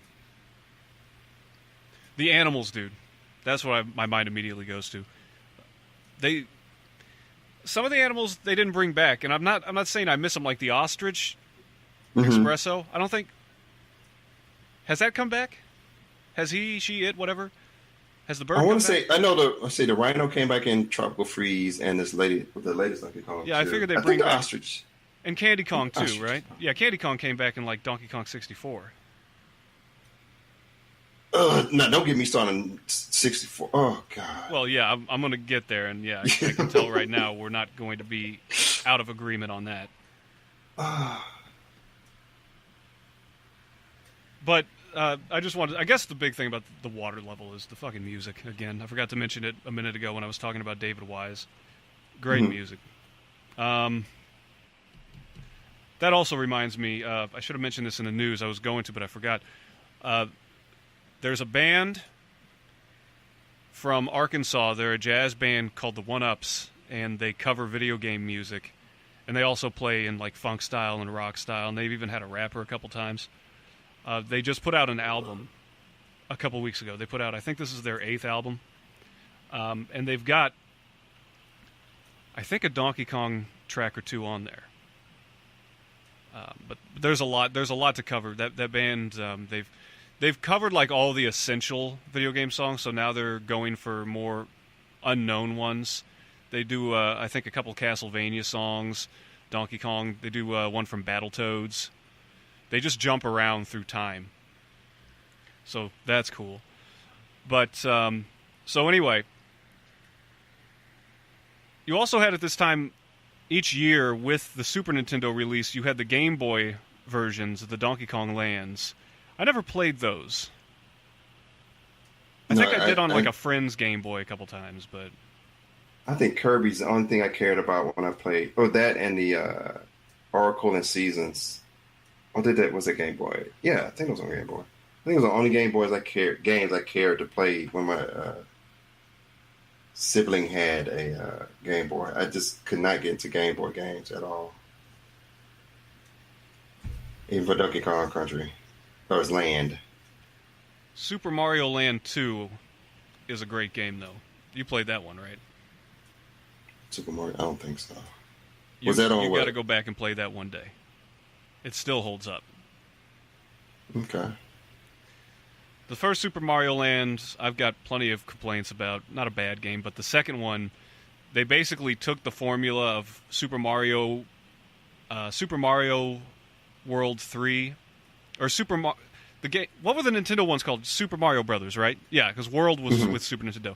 They like combined the elements of Super Mario Brothers 3 and Super Mario World into this Game Boy game to the best that they could at the time.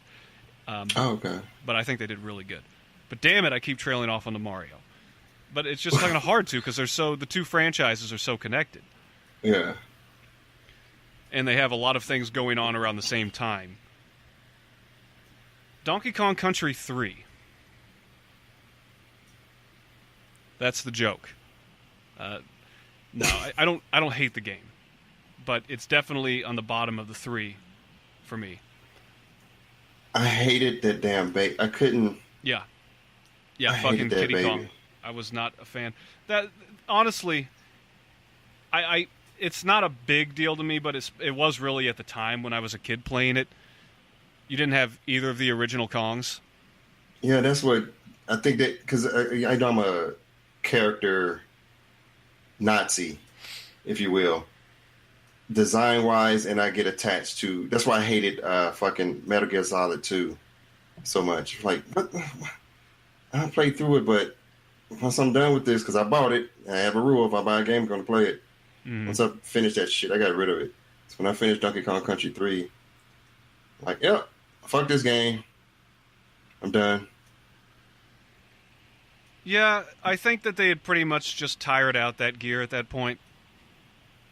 The whole, like, I was already kind of like, I miss Donkey Kong, but I'm cool with Diddy and Daisy. And then when it just had Daisy, and it's like, there's nothing to compliment her, it's like, fuck this. This big, dumb baby. Yeah, I was like, always annoyed me. Always annoyed me, by the way. And I get that it's like a little, like, flair they put in the character design. He couldn't fit his fucking feet to the end of his socks. Yeah. That annoyed the shit out of me. Like, how do you expect this guy to go on an adventure when he can't even dress himself? I get he's a big baby, but fuck him it anyway. If you had to put me on an island with Donkey Kong Country 3 and Donkey Kong 64, fuck Donkey Kong 64. I hope there's a gun, too. Yeah. Fuck Donkey Kong 64. Give me the 3. I'll deal with it. I'll deal with the baby. I can't fuck with 64. Oh. It's like, the game should not make me feel like I have to work. This is ridiculous. This is not fun at all to me. I got the expansion and everything. I was so hyped to play Donkey Kong Country. I was like, the Banjo, because it was Banjo-Kazooie out? Yeah, before that, right? Yeah. Before 64? Like, it's rare. Yeah. It's rare. It's Donkey Kong. It's got to be good. Well, Rare was not so rare at that point. Yeah. I mean, hard to Diddy avoid. Kong Racing was even fantastic. I love Diddy Kong Racing. And that's the first time they introduced Banjo. Oh, was it? Okay. Banjo's first appearance at Diddy Kong Racing. Oh, he didn't come. I thought he came out before. I didn't know that. Okay, I thought he was out. And I believe Conkers. Right, okay. I thought Banjo came out before Diddy Kong Racing. Okay. Diddy Kong Racing was 97, so they weren't too far apart. Okay. I love the shit out of that Diddy Kong Racing game. That was fantastic. Yeah. If they can remake that, I'll play the fuck out of that. We can talk about that in another episode. Oh, yeah, remakes that. Yeah. Say that for... But yeah, Donkey Kong 64, man. Well, I'm going to steal your thunder, but... No. That's where I'm going next anyway. Okay. Because that's next up on the list. 1999, Donkey Kong 64. I remember getting this on Christmas Day of that year. And the whole family was together, and I went to the other room because they had a 64. And I got the expansion pack around that same time because I believe that game needed the expansion pack. Yeah, it did, yeah. And what's the first thing you see when you start this fucking game? DK. Donkey Kong. The fucking Donkey Kong rap. Oh, yeah. My cousin who had bought into the hype too. I remember my cousin talking about Banjo-Kazooie like it's the second coming of Jesus. And then not more than a year later, he's like, "This game is so gay." Banjo what? Dude, I'm over here playing Crash fucking Bandicoot. Fuck off. But he walks into the room, and he's watching me play this game, and the Donkey Kong rap starts, and I'm just like, I got this game, this is cool, I want to see the opening, I want to play this whole game. And my cousin's like, this is fucking gay. That was strike number one.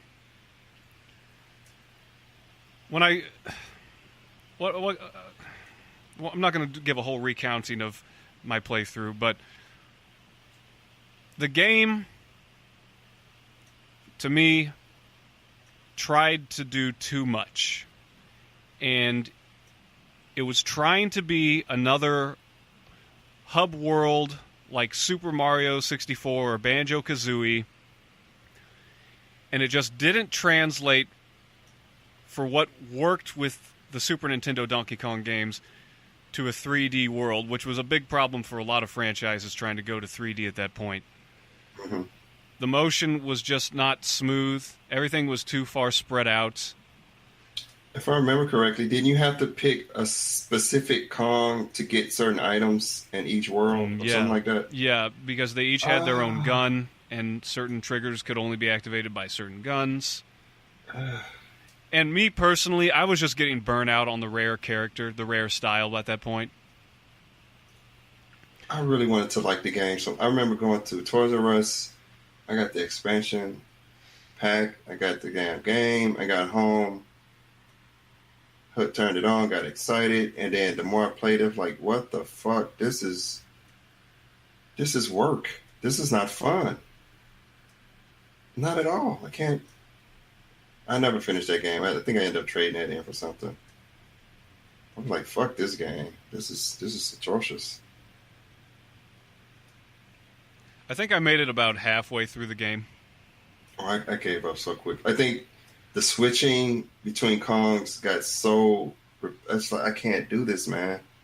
I got to get this Kong for this thing to get to complete this level. Fuck this. I think that's the first... I think that was the first tripping of, like, the we're newly 3D, we've got a hub world, multiple levels kind of idea.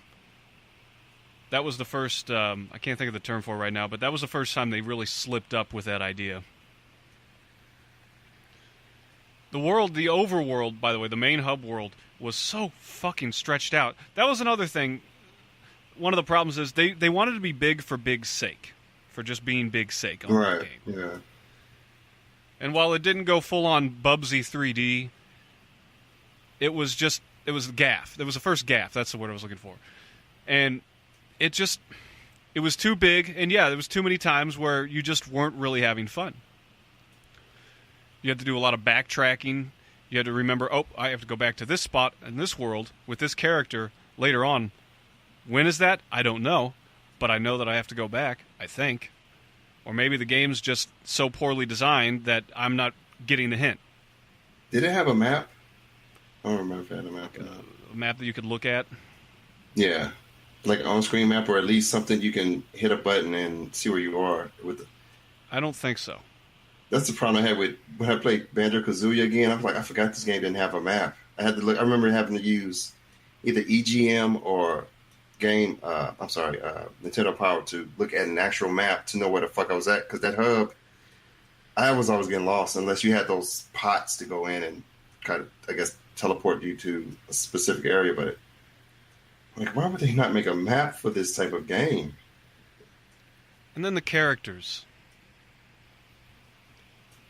Like, of course, you had Donkey Kong and Diddy Kong. That's all great and all. Except for even they had their problems. I just wasn't feeling the characters, though. No, I wasn't. Lanky Kong, the clown. Then you had, I think it was Trixie Kong. That's like Dixie Kong's sister or something.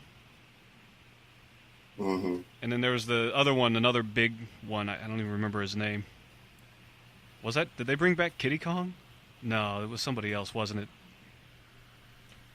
Dude, I had lost count with Kongs. It was like this. Yeah, too many Kongs. It's just. Do you ever remember the CGI Donkey Kong cartoon? Yeah. In the 90s, yeah, I used to watch that. Yeah, I don't remember too much of it, but I remember watching some of the episodes. I don't remember if it was great or anything. I remember everybody. It was like there's a weird period in the 90s where Reboot was a CGI animated show. Transformers. I remember Reboot. Beast War. Transformers Beast. You're the only other person I know that. I ask people, you don't remember Reboot? Now, what the hell was that? Thank you. Somebody else remember that show. Yeah, I remember that show. I used to watch that. And yeah, I'd see that if I was watching on, when was it, the Sunday morning block? Mm-hmm. Yep. Yeah, I remember that. I remember Max Steel. Max Steel. Oh yeah, yep.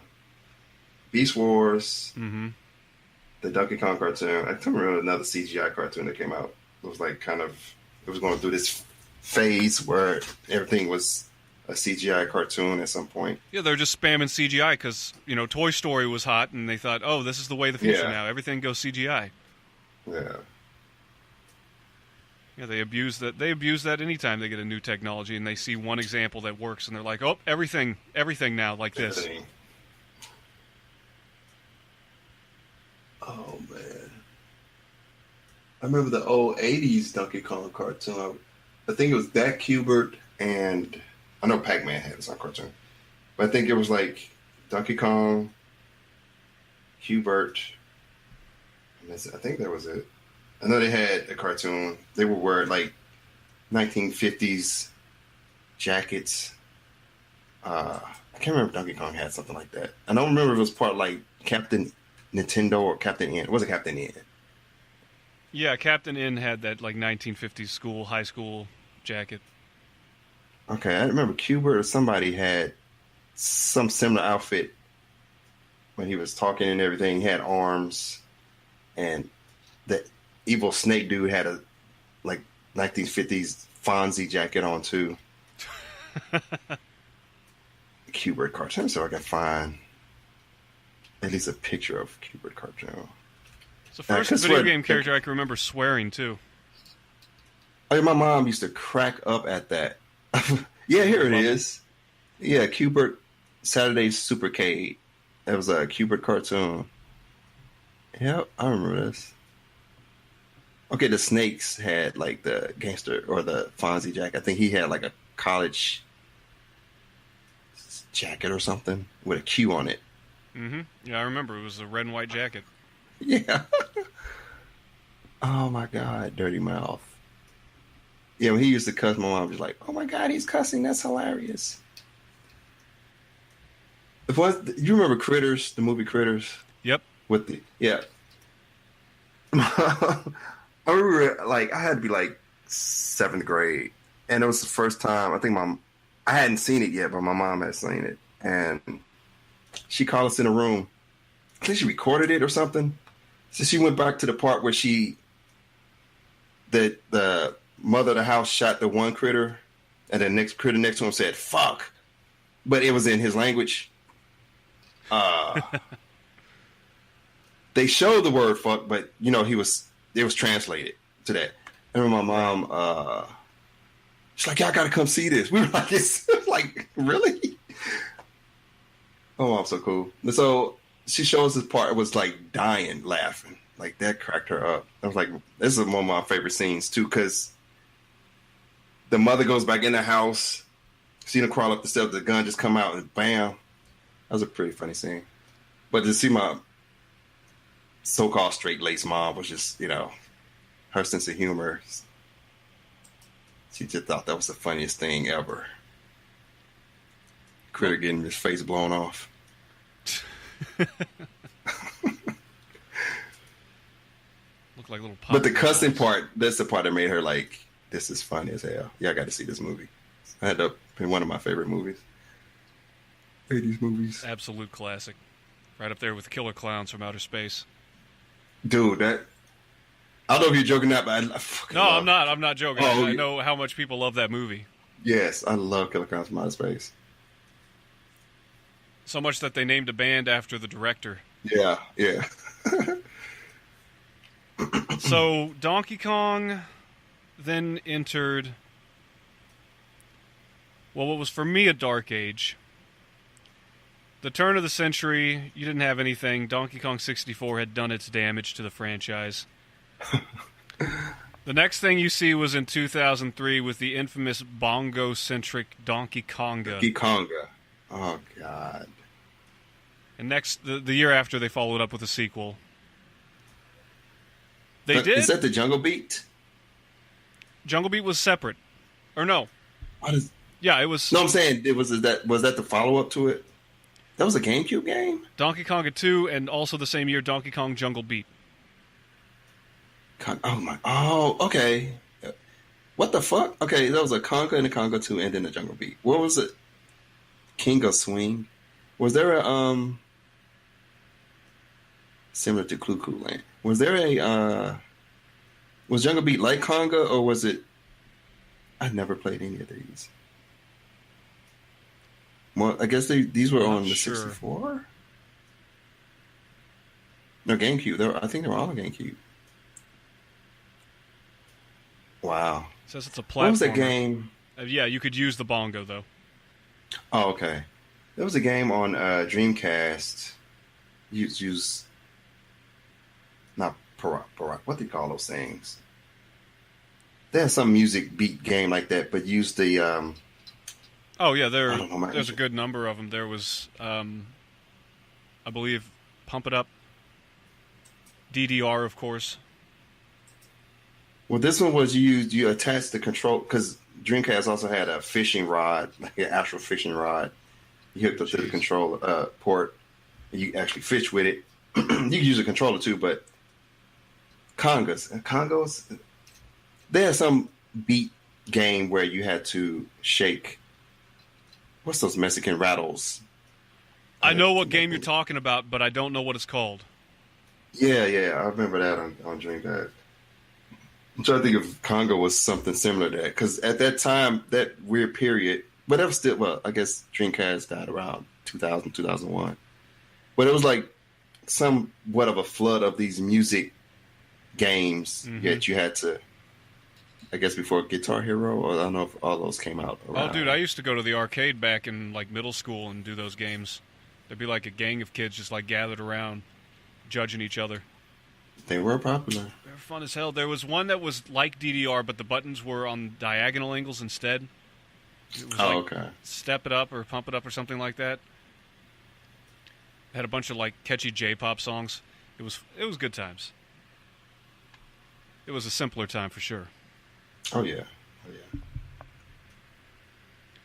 So after the Donkey Kong Dance Crisis,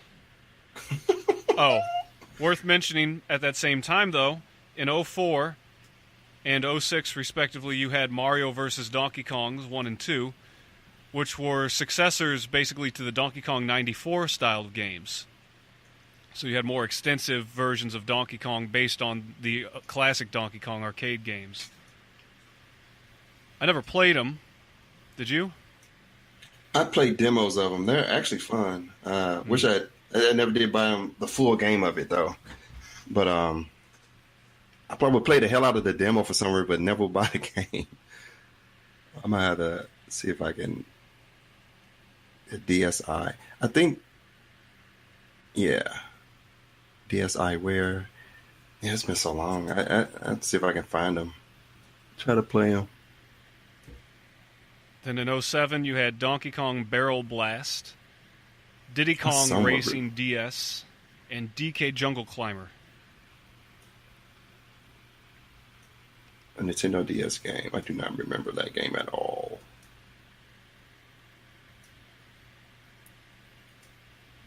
They made another Diddy Kong Racing. So you kind of got your wish. Yes, I'm going to have to find that. I do kind of remember seeing this. Man, Toys R Us. I think I did see this in Toys R Us. For some reason, never got it. Because I was like, I'd rather play it on the big screen. But if I need a Diddy Kong Racing fix, if I can hunt this DS version down, I certainly shall. See if I can find that somewhere.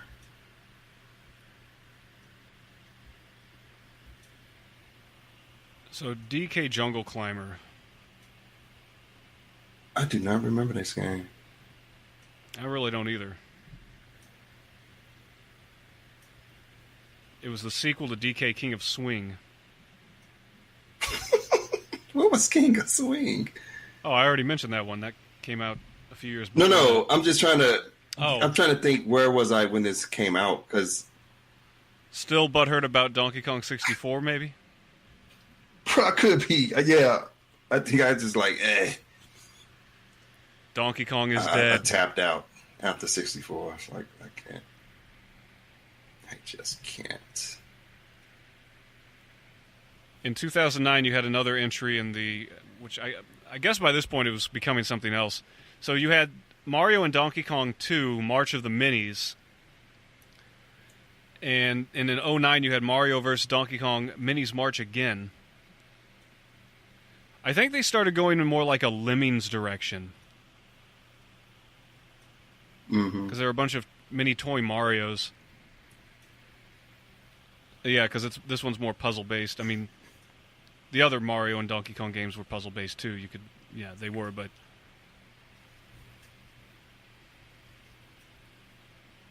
Let's see here.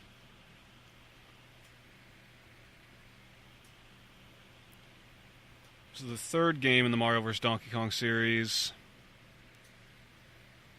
there was a level editor where players could create custom levels and send them to players on other devices. So it was like a crude early idea of Mario Maker.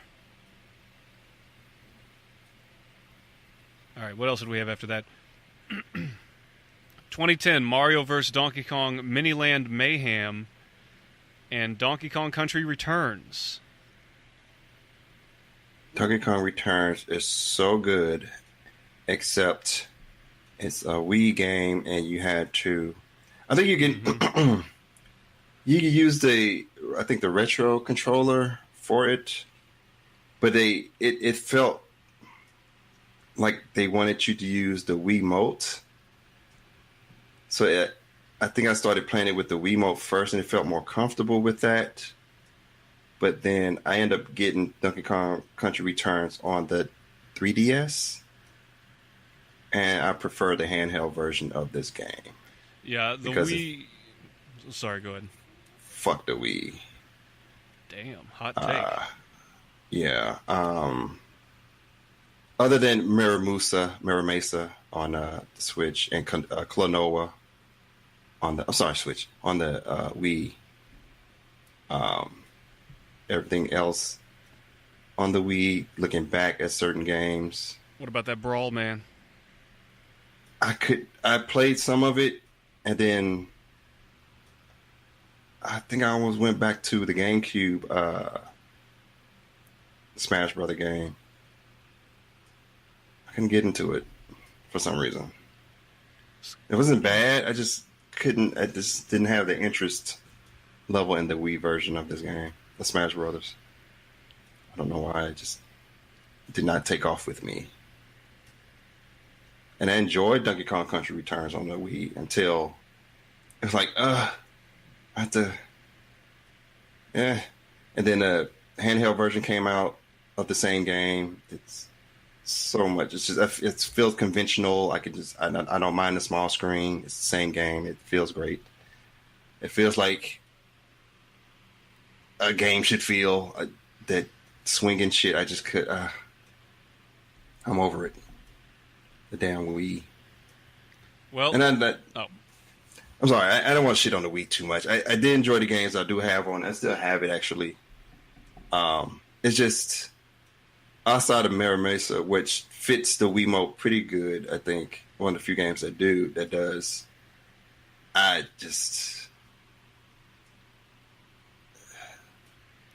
It's not your thing. I get what you're saying too. I didn't mind the Wii's controls. I do understand that I like the games more than I like the console.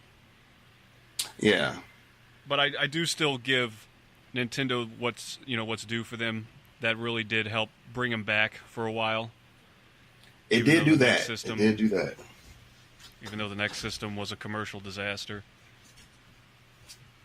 What? I can't get over the fact that Wii U is such.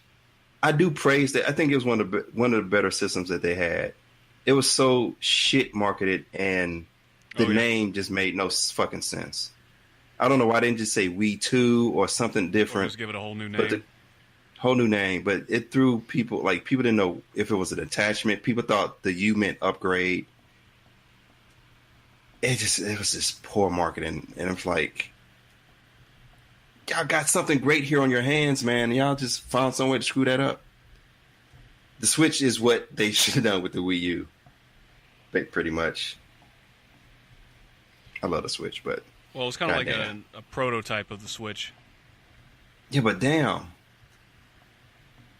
No, I'm with you. The design was not the best idea. I understand that it was a good system, especially for Nintendo fans. I'm just saying, from a commercial perspective, it was a terrible system. It was terrible. Yeah.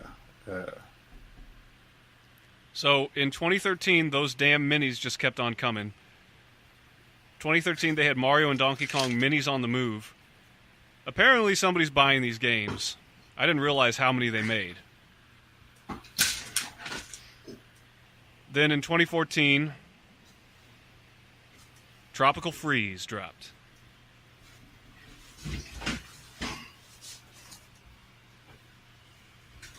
Now, you've played this game a lot more than I have. It's a great return to form for Donkey Kong Country series, definitely. You're on Tropical Freeze? I saw I had to grab something real quick. Yeah. Yeah, Tropical Freeze, that's...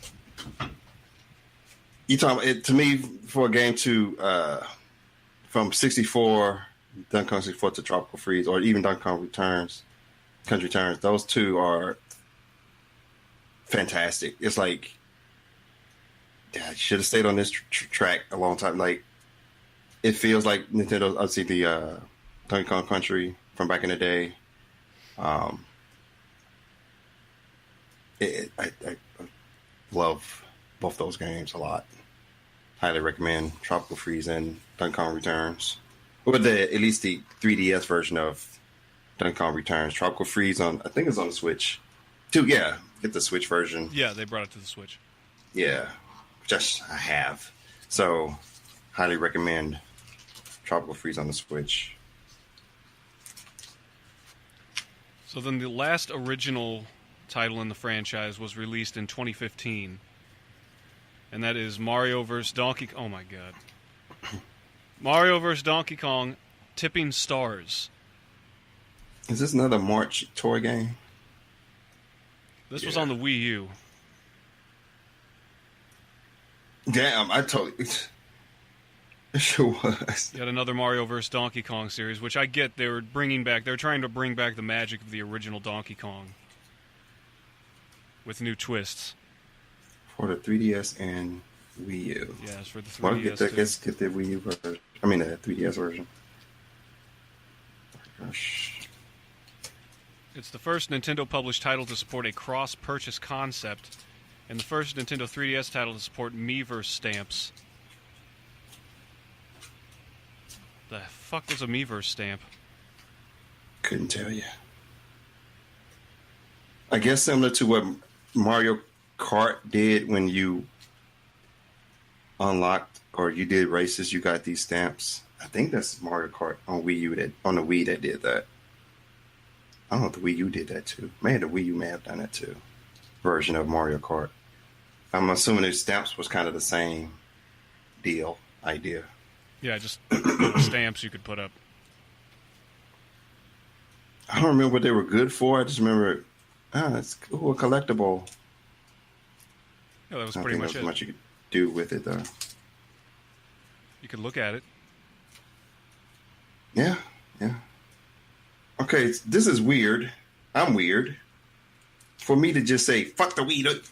I got Monkey Ball Banana Blitz on the Wii Sports, Mirror Mesa, which I wish they would make that on the Switch. That is such an excellent game that I don't think many people got to play. It was one of those games that was like, it felt like one of those games you would play on like PlayStation or it was weird that it was on the Wii because it was such a different game than most Wii games. It wasn't shovelware. It was a very well-made game. I don't think many people got to play or played because I think most people I know that had a Wii played it for a few days and it was a doorstop.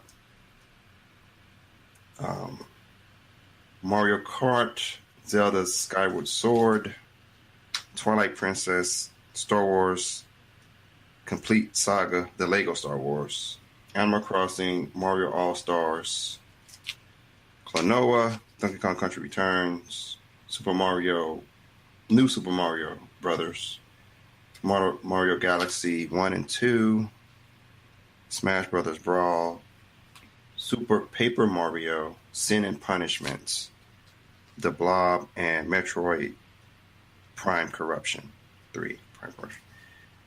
Damn, I got quite a bit of... I was going to say, damn, dude, that's not many titles.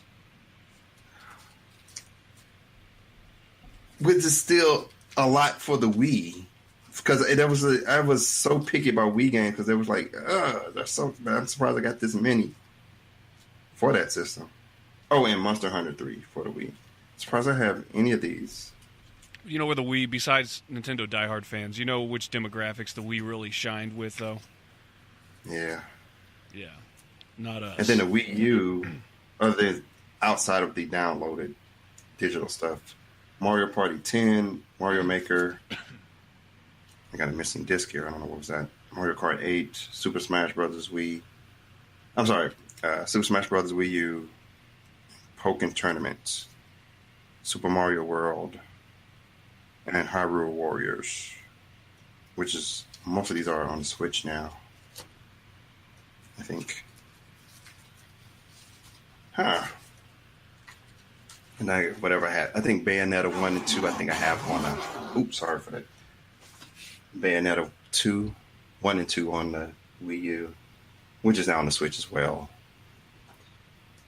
And Breath of the Wild I have on the Wii U.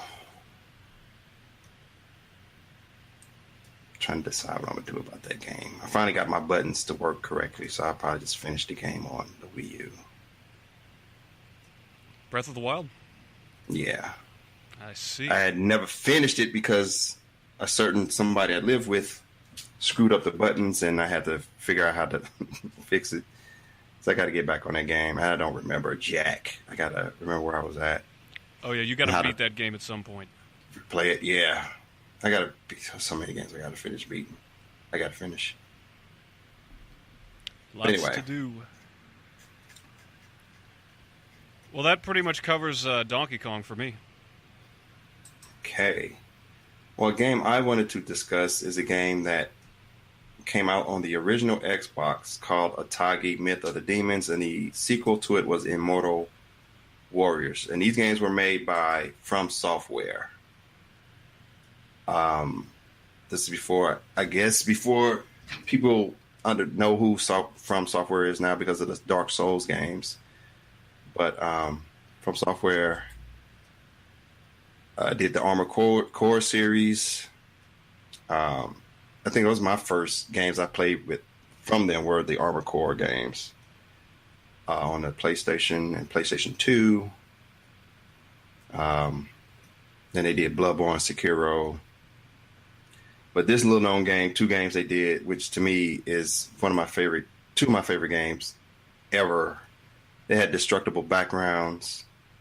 You played as... So Myth of the Demons, known in Japan as simply as Otogi, is a hack and slash action video game developed by From Software, published by Sega on the Xbox.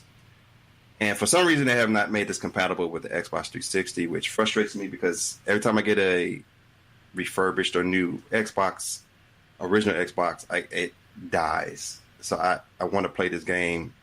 I think I beat them both before, but I like to revisit games. I'd like to play these again I wish they would make these compatible on the either Xbox One or Xbox 360.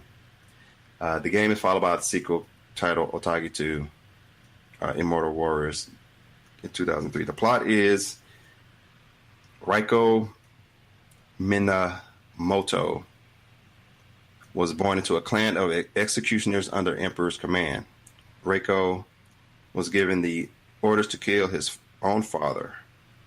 He couldn't bring himself to do it, so he stole Soul Shrine, his clan's ancestral sword, and fled the capital city of Kyoto. Upon his departure, the seal separating the demon and human worlds were broken. Kyoto was all but leveled, and a wave of demons appeared. Reiko, is it Reiko or Reiko? I think it's Reiko. Reiko was almost killed by the flood of darkness, but a princess vanished to the netherworld, saved him, and held him in a state between life and death. The princess gave him a new body in exchange for his services. She would allow him to repent for his sins as an assassin by saving the world from demons unleashed upon it. Reiko begins his quest to restore the seal and stop the one responsible for its collapse. Yeah, there's like 29 stages, 3D action, destructible backgrounds. I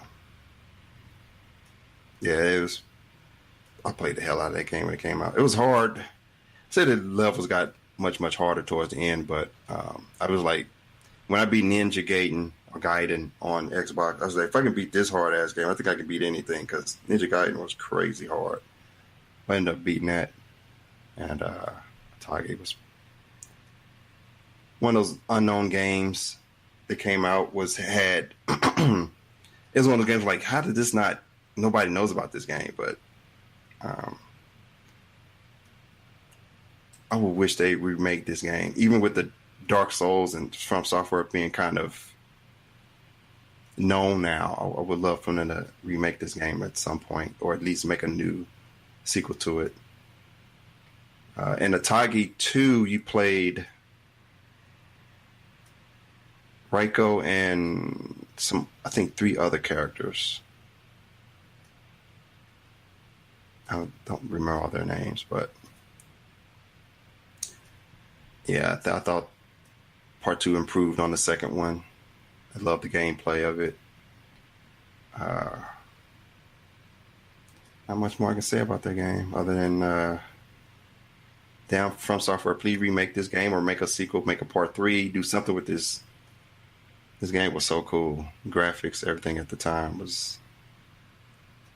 I don't know too many people that played it though, but. Do you know if there's a fan base out there? I'm sure there has to be. Not many people I know. I mean, even like people in my circle or anything, even when not many people know about it. But I don't think too many people. Let's see, who do I know even had an Xbox? My cousin. Yeah, the people I work with had. Most of them did have an Xbox. I remember recommending it to them. I don't remember if they ever actually played it or not. But again, From Software was, and I know they were known for the Armored Core series mostly. But when these 2 games came out, I'm assuming the first one did well, and they made a sequel, but I don't know if when part 2 came out, they kind of went to another direction. But I would love for them to redo this game or do something with it. I do remember watching this is a Twitch streamer watch called Maximilian. I remember they played the game. They did a whole like original Xbox stream one time. They just played like a bunch of rare and odd or rare Xbox games. I remember these were the 2 games that they played. It was cool to see them at least show this game off, because I don't think too many people knew about it. But and this was like 92, 93. I'm sure people probably wouldn't even know this game too much. There was a few people I remember talking online with when I was playing Phantasy Star Online. I'm sorry, Phantasy Star Universe. I think I had one of my characters named Otogi, and I remember somebody I was playing with mentioned, like, oh yeah, I remember that game. So it was kind of cool. A few people did know about this game. I see cool boss fights and everything. I see that it was published. Both games were published by Sega. Mm-hmm. It's funny because based on the box art and just the style of the game, I could see this being a title on the Genesis. I mean, this dude hat reminded me of the guy from but that game I love so much. Shakan? Shakan, yeah. It's funny because I thought of that too when I looked at the character. Yeah, that's what made me want to get. I was like, oh, this is like the Shakan dude. So, like, I got to play this. So I didn't know if there was a connection or not to it, but no, it's a whole separate thing. But yeah, this is one of the coolest games I've ever played, especially with the destructible backgrounds, and you can find like the spirits, and when you destroyed the background or destroyed the environment, you can find like I think you collect these souls, if I remember correctly. I think you can upgrade your weapons and your suit. And it was a really well made game. Probably wasn't as popular back then, but and it's when companies still kind of took chances with new IPs and stuff. Yeah, what a time. Now it's just the indies that do that. Yeah. So it says the character was based off of Minamoto no Yorimitsu, who is served the regions of Fujiwara clan along with his brother. Oh, I'm butchering his name. Yuri Nobu, taking the violent measures of Fujiwara for themselves, unable to. Blah, blah, blah, blah. I guess it's some feudal. I don't know if it's an actual person or not. Sounds like a Japanese folktale. Yeah.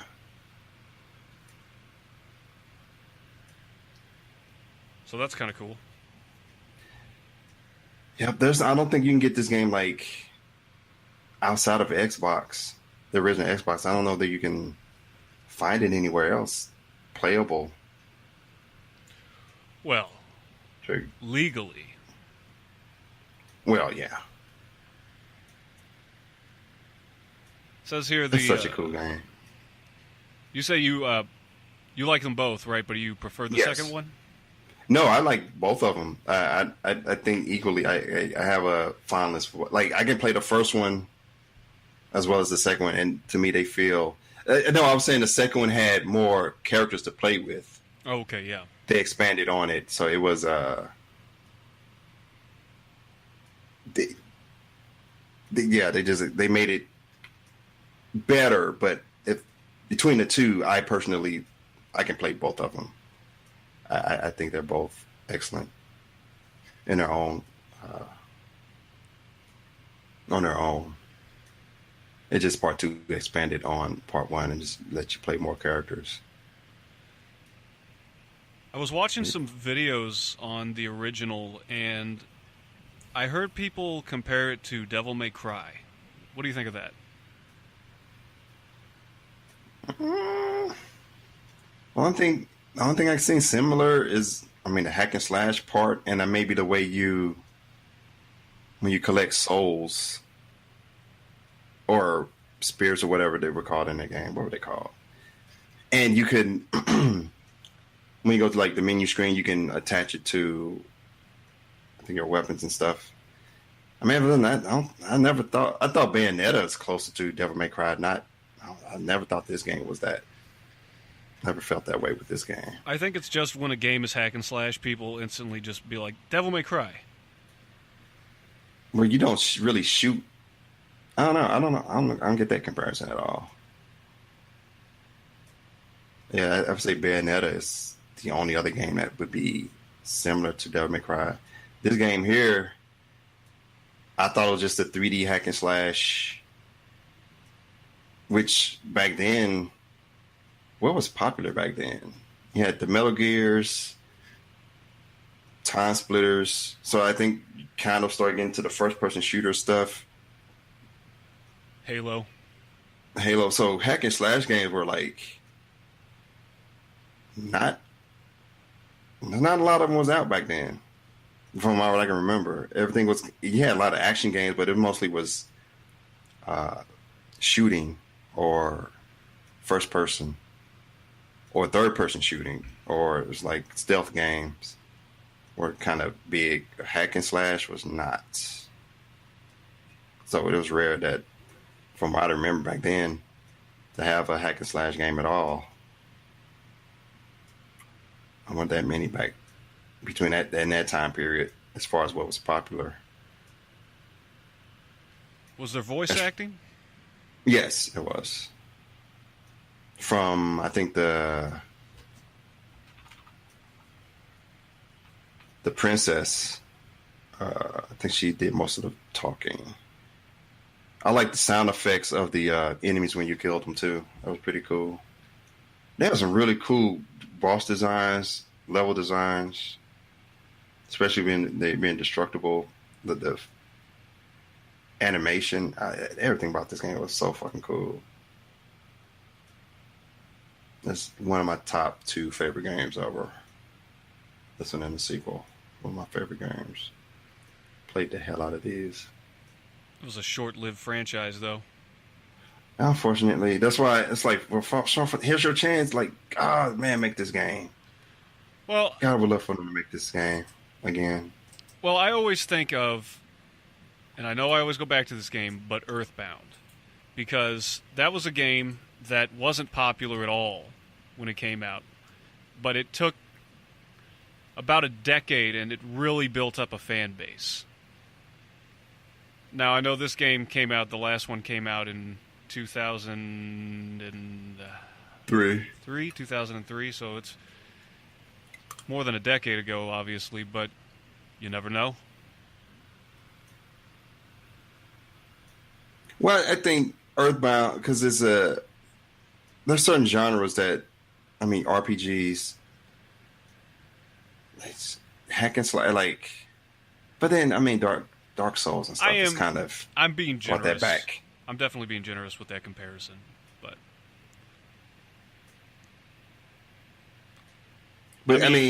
somebody could... They could always... I was just going to say, a fan, this could always happen, could go and make, if they get the license, their own version of it or something inspired by it. Dude, with the popularity of Dark Souls and Sekiro, like, this would be the perfect time to revamp. You kind of give this game that style of Sekiro, but make it this Otogi Reiko. Oh my god, get that! Oh my god, it would be so cool. But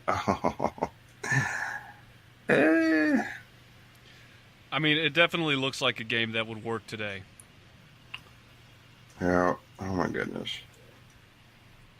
So did you have stat building, or was it more of something else? Yeah, RPG. Yeah, it was like RPG elements. You could, like I said, you upgraded your sword, or you get different swords. You can upgrade. Either you upgrade the ones you had, you can get new ones. I know the amount. It was like currency, what you collected through the. It was that and some other parts of the game. Items you picked up, and then you can, I think, upgrade your weapon and get new stuff. Different swords and stuff. I noticed the first one's rated teen, or no, 12 and up, and then the second one's rated teen. What's the violence factor? What was offensive? Was it just because he was cutting people with a sword?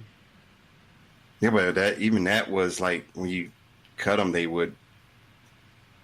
So it had a heavy. I was gonna say heavy and light, because if you swung heavy, it was cool how it knocked the enemy like into a wall and through a building, and it will open up other area or other parts, or you can destroy use the enemy as a device to destroy the buildings and stuff.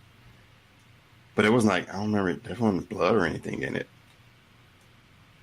Or maybe back then, this was 2003, maybe they were like a little more rigid with stuff, I don't know. I never really paid attention to the ratings, really. Were there any titties? No. No, it's There was nothing. It was just a regular... It didn't deal with any religious themes or anything, so I don't... I'm going to make that my standard question for games that I don't know much about. No, it was just a regular 3D hack and slash. Nothing out of the order. No. Nothing I would have found offensive. But I think anything with... That's saying a lot, though. Violence in it, I guess they automatically rate it a little higher. Even if it's... I don't know what you call it, innocent violence, but... There was no decapitations or anything like that. most of the enemies were, I mean, demons. Unless demons is bad. I mean, like, oh, it's demons in it, we have to rate it whatever the fuck. So I don't know. I remember Doom, first Doom when I played on PlayStation. I know there was some controversy about it because of some religious symbols in it or something. But I can't remember this game having anything like that. So, I think after Mortal Kombat and all that, I think I kind of ignored the rating system. I mean, I was old enough, so I didn't give a shit. I didn't really pay attention to the rating, the rating systems on the games. I say, oh, it just like when I used to get music CDs and see the parental. I'm like, oh, okay. Bought it. I didn't really think much of it. So used to seeing the label, I didn't really put too much mind to it. So until you said that, I didn't even realize they had a 12 plus and then the teen rating on it. I'm looking for a petition for a new Otogi game. I'm not seeing much of any substance. I saw one for like new DLC, but that's a minute too late, or about 15 years. And it was some like quirky anime site that started sending me pop-up messages, and I was just like, no. The petition to get Far Cry 5 banned. That's old. The Inuyasha petition.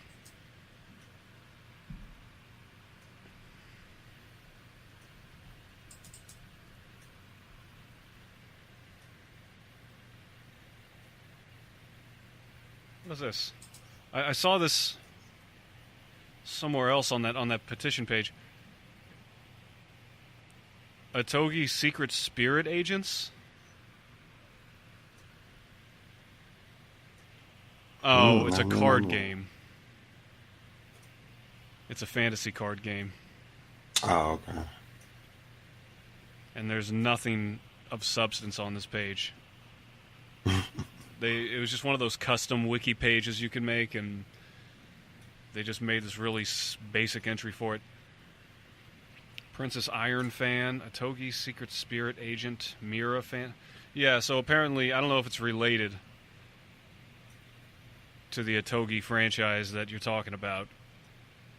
Another weird thing around that time, too, was Xbox was always stigmatized with only Halo is worth getting the Xbox. Like, no other game existed on the Xbox, if you listen to some people. Yeah, I remember hearing that. They always would just say, it's only good for Halo, and nobody so... If the games had any chance on there, on the Xbox, this probably would have been one of the games that would have been cool if it wasn't stigmatized with, oh, it's just Halo. It's something good on that system. It's like, no, it's not. A lot of you motherfuckers probably don't even own the system. I mean, that's almost never true. Right, but it's like, what? The same thing I used to hear when Sega had it's only good for sports games. Like, no, it's not. And I never got that thing. That just sounds like somebody who hates sports games would say. Or only cares about sports games. Well, yeah, they only care about sports games. But yeah, Xbox always had this. Only good thing on Xbox is Halo. It's like, no, either you don't own the system or you never. I think PlayStation was out too, so everybody was on that bandwagon anyway. So if you were, I don't get console loyalists. I understand having a favorite system. That's fine. But this weird loyalty, like you're part of a group, or you're going to achieve something in life because you own that console. Yeah, the tribe mentality. It's always been weird to me. So, if I would have recommend, hey, Xbox got this, and that, it's still good for Halo. Like, have you played any other game on it? No. How the fuck would you know? Well, that reminds me of something I saw not too long ago. It was a meme. Do you remember a show? This might have been too late for you. You might have been past it at that point. But there was a show in the later 90s that was like Rocket Power, but it was on a different network. Rocket Power. Mm-mm. Rocket Power were like some skater, surf, extreme. It was an extreme sports cartoon show for kids. I never cared much for the show, but apparently there was a show on a different network. The Rugrats? They look like the Rugrats characters? Yeah, they look almost like the Rugrats characters. I don't remember this. They were one of the later Nicktoons. Yeah, I remember. I don't think my little sister may have watched it. Well, I remember this though. Apparently, there was another cartoon around that time with a similar plot, and I guess some people liked it, or I don't know how many people liked it, but there was a meme that shows the characters from the other show, and it says, "You remember these guys? No, you don't, because you were on that Nickelodeon dick." And you know what? I was, because I didn't know who the fuck they were, because I still don't know who they are.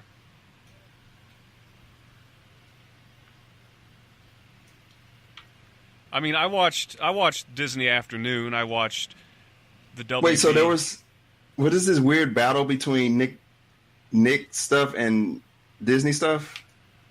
Is there a battle? Like because I'm sure Disney's going to buy Nick soon. Yeah. No, I'm saying from what you just said, was there like people who were like the tribal thing, like they would only watch Disney stuff? They had a group that would only watch Nick stuff. Well, I know there are definitely people tribal about the networks. There were also people that were tribal about particular shows. Like one I've noticed very strongly is Ed, Edd and Eddy. Mm-hmm. Which I never got into, but I understand. I know a lot of people that love the show. It's like some cartoon shows for people are like, it's like the Bible for like really hard Bible thumpers. They have every passage, every chapter, every book memorized. Yeah. I noticed that especially with South Park. People can just drop references at the drop of a hat of any episode, and they know exactly what happened. They know line for line. They know all the characters. They know all the jokes.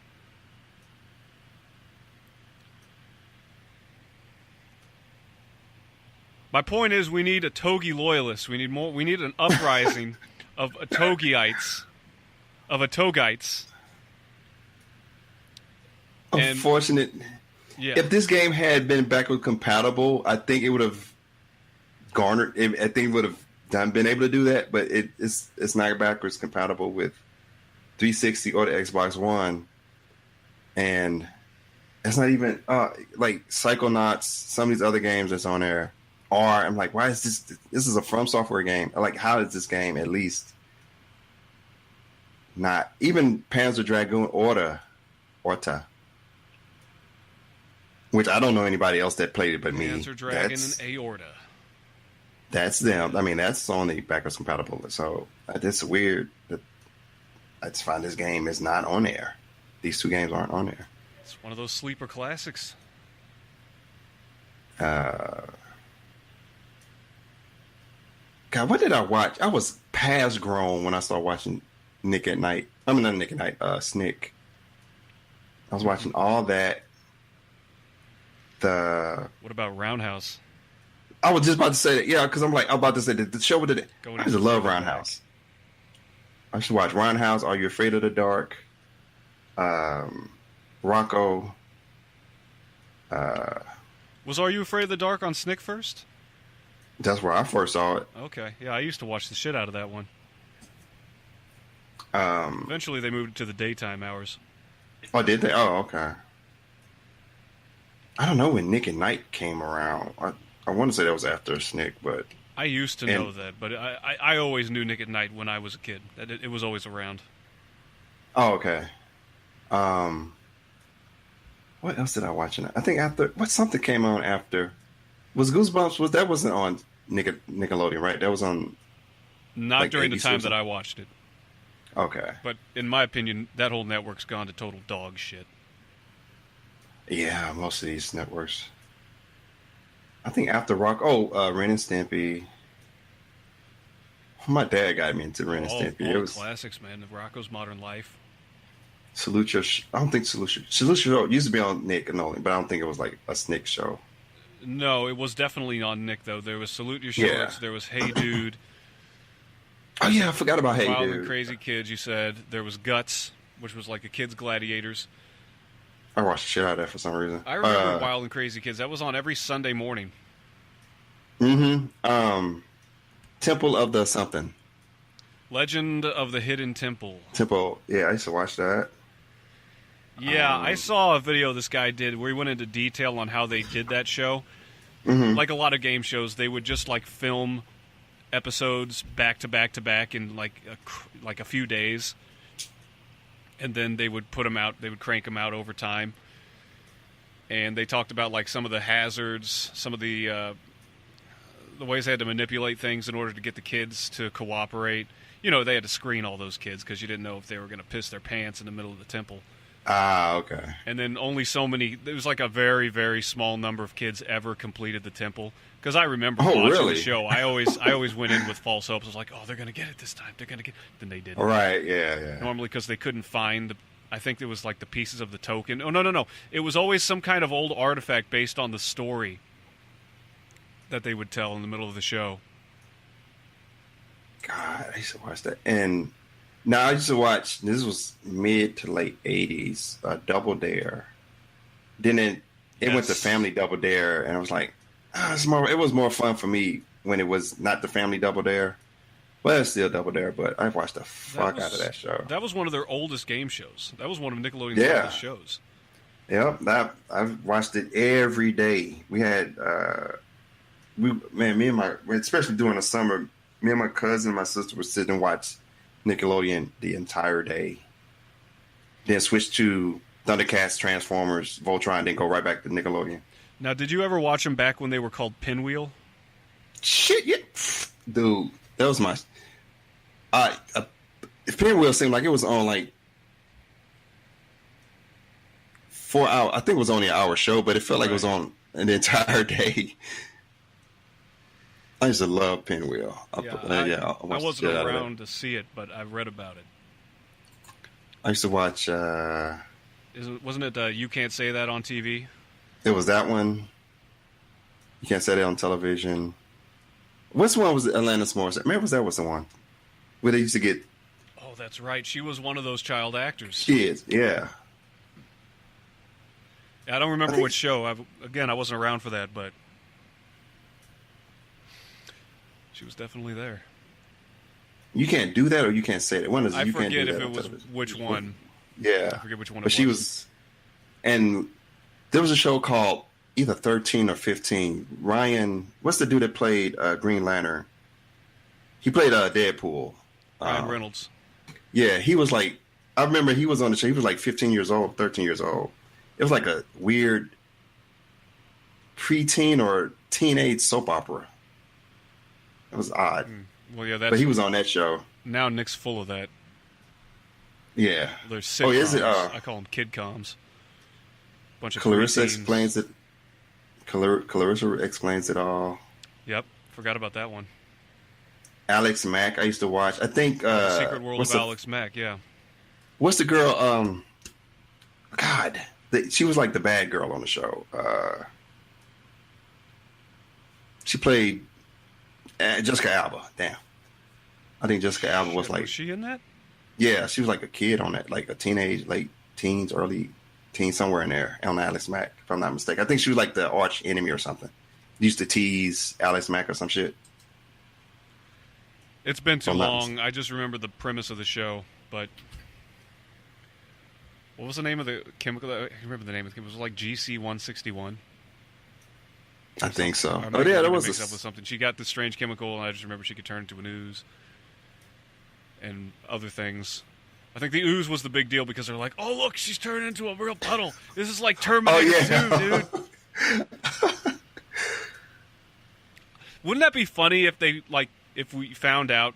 I don't know the original inspiration for the show, but somebody was like, "Dude, that ooze effect from Terminator 2, I'm gonna fucking build a show around that." And they just came up with this whole plot, just as a reason to use that effect. I don't know. Okay. Yeah. Yeah, what Jessica Alba was on the show. Okay. She was on 3 episodes? Well, how many? 7. I thought she was like one of the main characters. I guess not. Did you ever watch Doug? Huh. Yeah. Slight. I didn't watch a lot of it, but yeah, it wasn't my favorite show, but I'd watch it if it was on. I think what's funny about Doug funny. I'm not out to do puns, but yeah. That show, as far as I'm aware, at least probably in most circles, that show predates the slang word skeet, right? Mm-hmm. Right. Roger would always call Skeeter Skeet Face. And once that became a word, people started like making YouTube poop videos of quotes from that. Oh, wow. And then Roger being like, "What do you know, Skeet Face?" And then you'd hear the clip of Dave Chappelle on his show talking about it. It's like, Skeet, Skeet, Skeet. Then white people realize it finally. They're like, "Oh my God, he's saying it on the radio. What have we done?" Right. I used to love Recess on... Oh, yeah, that was a good show. I don't know what it was about that show. I used to watch the shit out of that show. There was something about it. It was so cool. It used to make me laugh. I just like the characters in that show a lot. It was a good show. It kind of reminded me of Hey Arnold in some ways. Mm-hmm. It was definitely still geared towards kids, but the writing was more intelligent than other shows. Yeah, it sure was. Yeah. I think that's why I was like, again, I was way past grown. I was like, I got to watch Recess every Saturday morning. But yeah, you're right. It was the writing felt, a lot mature for a show like this. Or something I can get the jokes. Yeah, there was actually some more thought. There was like a lesson or some kind of like philosophy in a lot of the shows. Hey Arnold, man. The grandma was my favorite character. You remember her? I'm trying to remember. Hey Arnold. How much of that show did I watch? Arnold. Football head? Oh, that dude. Okay. I don't think I watched that show that much. His grandmother... Well, Arnold was like the cool, collected one, and all of his friends were crazy. Oh, okay. And Arnold had like that sweet bedroom where he had like the sound system where he hit the remote and it would flip out of the wall, and he had a glass ceiling, and he was at the top of a building so he could just look up at the sky. But his grandmother was like this radical character that was always eccentric and like dedicated to some kind of cause. Like they had a giant, I think it was a sea turtle at the aquarium, and she was like, "We need to free him." And then they finally let him out into the lake, and she's like, "Yes, go, be free, be free!" And then there was an episode where one of the other characters' dads was this big, like, stern businessman, and he didn't really care about ethics. He just wanted to make money. Mm-hmm. And they were always mortal enemies, the two of them. And so she would always be, like, ready to stop him from his next scheme or whatever, and she would like, get Arnold riled up to try and help her. And she's like, "We're going to fight him in the streets. We're going to fight him on the rooftops. We're going to fight him on the sidewalks." It was a fun show. I don't know what I used to watch. So I guess the equivalent of something like this for me was like Dennis the Menace cartoon back in the 80s. Mm-hmm. I can't remember how the writing was. It was. I don't think it was too juvenile where adults couldn't. But I mean, I was like 13. I think I was 13 or 12 or 13 at the time that show was out. I watched almost any cartoon at that time, but yeah, Dennis the Menace I would watch. Oh yeah, it's a girl with the unibrow. I watched some episodes of this. Hey Arnold. Oh, Helga. Duckman was my shit. That came on like on USA. That shit was raunchy as hell. Yeah, Duckman. Never really watched much of it, but I knew what it was. And not Blue Hornet. What the hell is it? The Tick. The Tick. Let's watch The Tick on Fox Saturday morning. Have you seen that new Tick series? Yeah, I hear it's good, but they end up. I think it's canceled now. Is it? I thought no. I just saw an ad for it. I think it's on Prime though. Oh, they must have God, I just heard it was canceled, unless they're redoing it again, or Yeah, I mean it might be another reboot. It might be a reboot, but. Oh, okay. It was definitely The Tick. Now, what was it? I was also thinking of. This was a little short spin-off, but how about The Critic? Nope, I don't think I've ever watched that.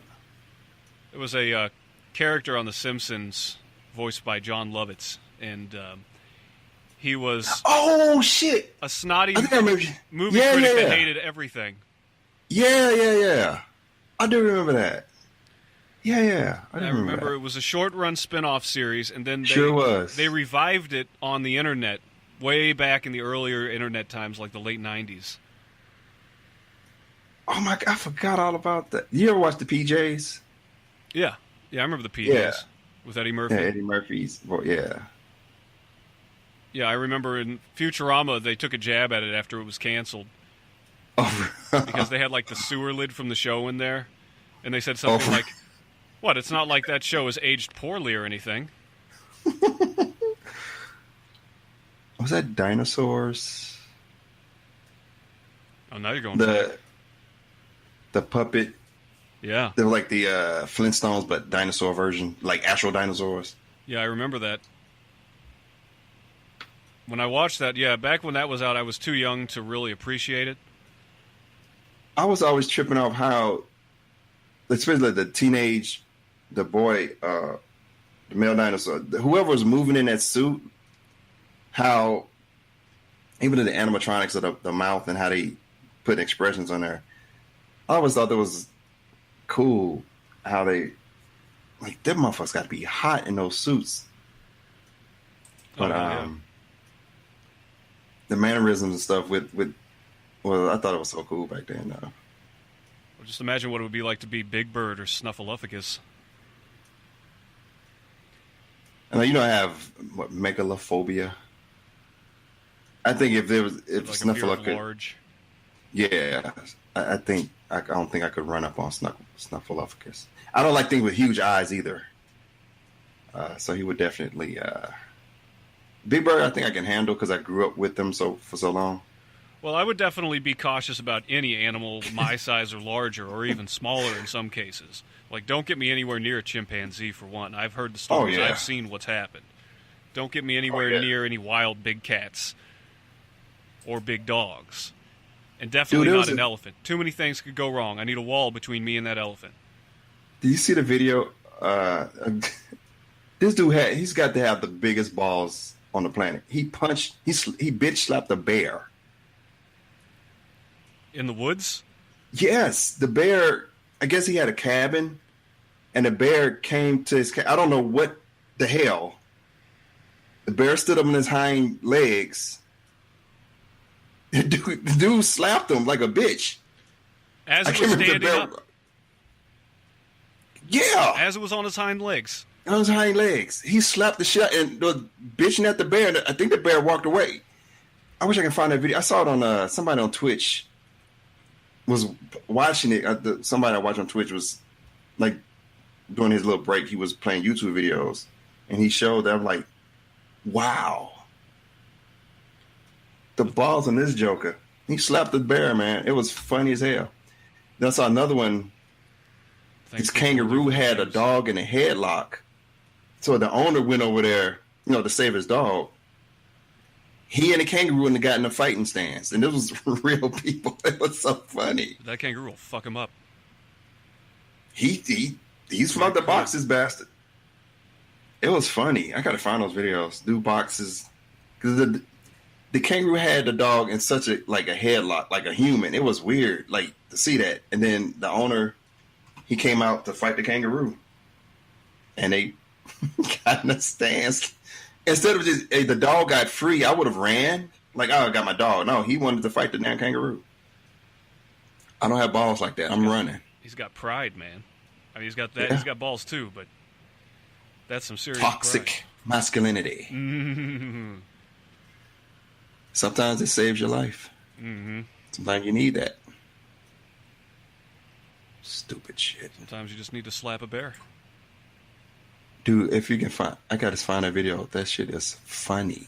Pretty sure it won't be hard to find guy bitch slaps bear.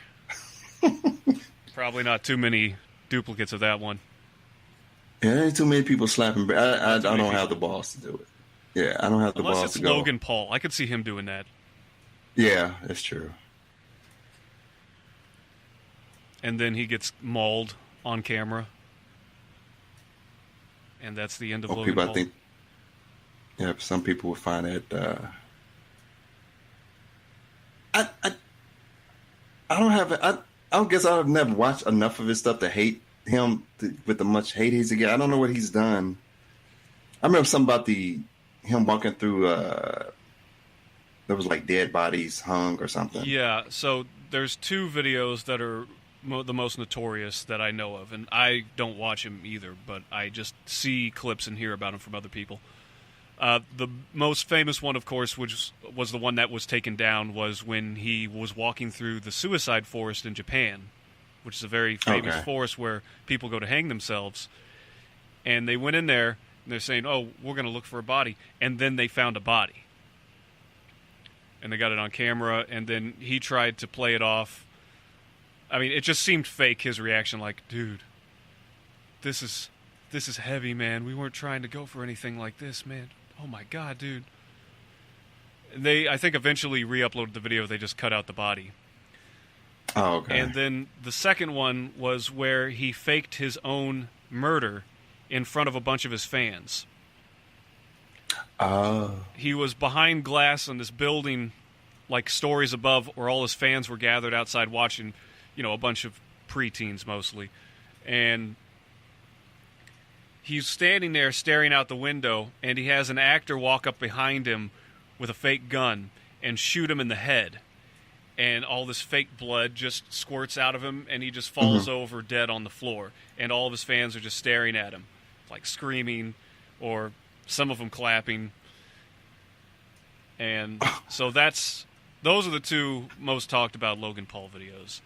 But from my understanding, he's a former Disney kid who went on to, and he's been successful as far as numbers go with YouTube. Yeah. I'm just not into the kind of content that he's making. It's not geared towards me. It's weird, like some of the stuff former Disney kids, like, I mean, Britney Spears had that one weird, I think Justin Timberlake seemed to be the most sane one of all of them, I think. Which one? Justin Timberlake. I think he was a Disney kid that went a Mouseketeer or some shit. He was a Mouseketeer. I guess he seemed to be the only one that I don't hear a lot of weird controversies about.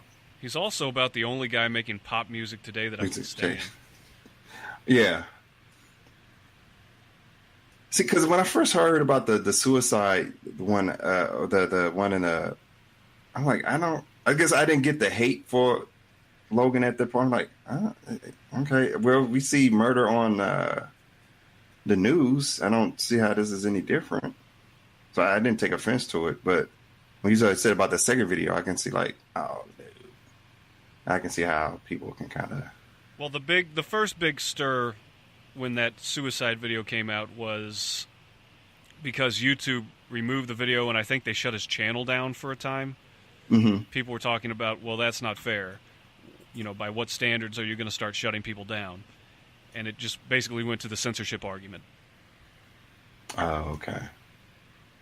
And these were coming from people who hated Logan Paul. They were coming to defend him. Damn. Well, same thing with I think Crowder and a couple other people now, just on opinion. They're not even doing anything out of anything what Logan was doing, and they're getting just different opinions now. They're trying to either deplatform or demonetize people. Yeah, Deep Fat Fried, which is TJ's second podcast after his first one shut down, just got removed from monetization because it's considered a hate channel. Jesus Christ. Like I said, I'm not a fan of the dude, but it's crazy because I agree with most of the shit he says. And like, what? I think once they did that to Alex Jones, it was like, yeah, it's fair game on everybody now. This doesn't matter. I can't believe I'm living in an age where we're actually censorship is like a thing. Like we're living in China, some shit. At least in this country, it's. Well, I mean, the channels that removed Jones, though, were private companies. I mean, I'm sure they're all private companies. Yeah, but I mean, damn. Yeah, I mean, yeah, they have the right to do that still, but yeah, I hear where you're coming from. I mean, that's the thing about YouTube and Twitter especially. I think that there's definitely a case now to regulate those channels, like to allow certain things, regardless of policies, because it's become so popular. It's become such a concentrated place of news, for better or for worse. Like, how many fucking news stories do you see now that are just based off of tweets? Right. Which I generally think is just lazy journalism. However, that is a thing where you're getting a lot of information from with a lot of important people. I mean, look at how much Trump tweets. Look at how much material is based off of that. So I think that there's an argument to be made. I personally think there's an argument to be made for regulation on some of these larger media websites. Because Jack Dorsey's not going to do it. We mean regulating? Like, have an across-the-board rule of what can and cannot be done. Oh, yeah, right. Yeah, because it's so... Nobody really knows what's the line. You know, it's like... I think the Quartering just had a issue with a hit piece being done on him. That's funny. I just read that one. Yeah, it's like... Before we went on. Just like... Yeah. Oh, for real? Yeah, that was crazy. I saw an article... I was searching just video games in general, and in the news, the first one was about content creators on YouTube creating controversy around games. And as soon as I go in there, I'm like, all right, let's see, where's the Quartering? Where's the Quartering? Sure enough, didn't recognize a lot of the names, but I did know him.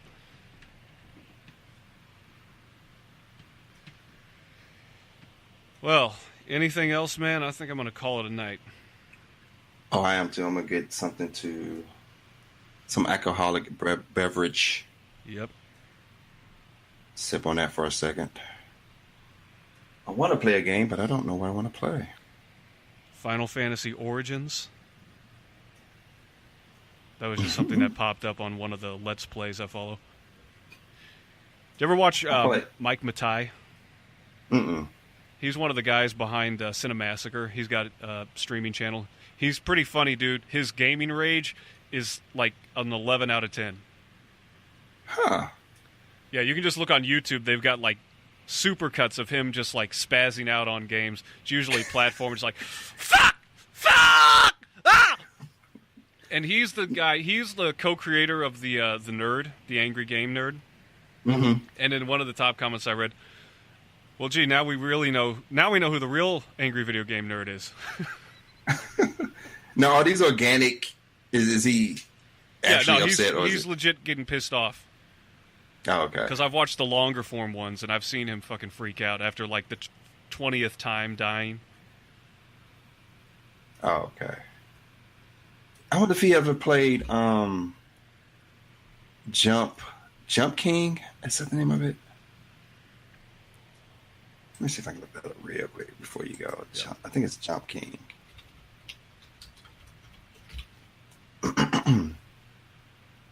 Yeah. Yeah, Jump King. I saw Soda Pop and good just people on Twitch. I saw him play it, and I saw another dude named Shroud. I watched him too.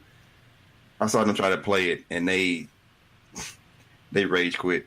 I think Soda Pop. I think I saw him. Like said, "Fuck this," because he played a harder game. Was called. It was a game you had to. You was like your body. Half your body was in like a pot, and you had like I think a sledgehammer or a pick. Oh yeah. I've seen that. You have to climb to the yeah. Jump King looked like should be easier than that game, but he beat that game. But this one, Jump King seems to like make people flip the fuck this. It's like crazy hard. That reminded me of Quap. You remember that one? Mm-hmm. Oh yeah. Yeah. You're Quap representing the country of Quaptopia or whatever. All right, man. Well, you got some jokes, words of wisdom? Yes. Oh God, I had them. Best part of the show. Right. But I got sidetracked with my own rage about some things. But before I go there, the games I've been playing, we didn't cover that. We didn't. I haven't. Just go ahead because I got nothing right now. Okay. I've been playing Bubsy on PS4. It's a new Bubsy game. I got it for sale for really? Yeah. It feels like the old Bubsy games. So it's a 2D? It's 2D, 3D, pseudo 3D, whatever you call it. It's side-scrolling, but it's 2.5D. like 3D. Yeah. But it's 3D modeled characters. It's definitely a game for all ages. But it's Bubsy, and I have this weird soft spot for Bubsy, so... Yeah, it's funny. That. I just like to note, it's funny because I've always felt that way too, but when I hear almost every other reviewer, like I understand the criticisms of Bubsy 3D, anybody would, but the original ones, people always shit on them, and I'm just... I understand the criticisms people have, but I like the games, you know? Like you said, I got a soft spot for them, especially the second one. I'm sure I don't know why I don't remember the second one as much. I know I played the hell out of them. Well, it was probably and I enjoyed both of them. It was probably because the second one was my first. Oh, okay. Yeah, I remember I played both. Enjoyed both of them. I didn't like Bubsy 3D, but who did? But I always had when I saw this new Bubsy game. I think it's been out. Maybe I think it came out like late last year, or earlier this year. I was like, I got to get this, man. This is one of those lesser known, or one of those mascots that I don't know. I got a little soft spot for it. I always have to give him a chance. I love Bubsy. Sure. Cuphead. I've been playing that again. Cuphead, huh? Farm together with my kid. Fuck MK11, but I've been playing that too because I bought it and you got to play it. Got to play it. I'm gonna go back to Soul Calibur and learn more characters on there. And the reason I say fuck MK11 because the developers, again, these same people. You tell them, you kind of give them criticism. You buy a product, they think you're not supposed to have an opinion on it, and they want to say fuck the fans. You're not a real fan, like. Okay, been with the series since '92. I was there with the hearings. Fuck you. But I had pre-ordered the game. It's like, fuck. So, dad jokes. Now this one has some of we're gonna make this a segment. Double entendre. Is that only with sex, or is that just anything that means like a two meaning thing? Anything. Okay, so it's like there's one that goes, I tell my dad jokes. Sometimes I'm fucking it up. I'll come back to it. Did you hear about the restaurant on the moon? No. Great food, no atmosphere. All right, this show's over.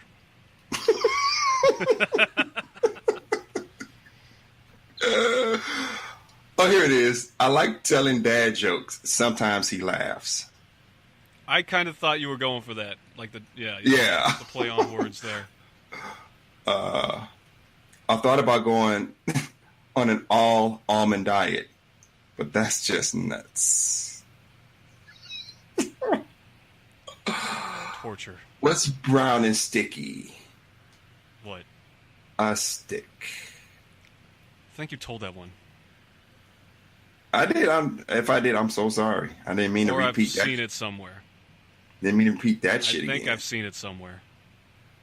I've definitely seen that joke somewhere. I think you've seen this one before. This graveyard looks overcrowded. People must be dying to get in there. Oh, yeah. Oh, yeah. And I am too. That joke killed me.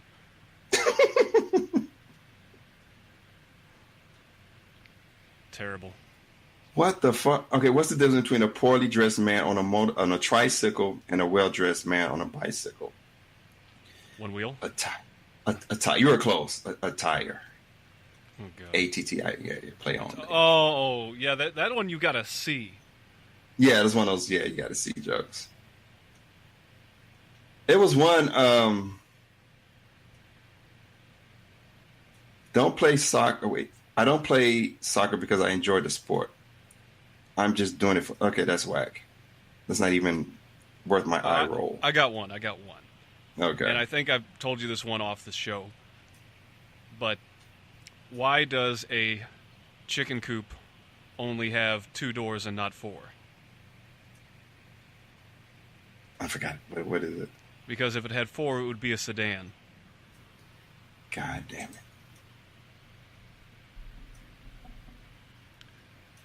I had several. I can't.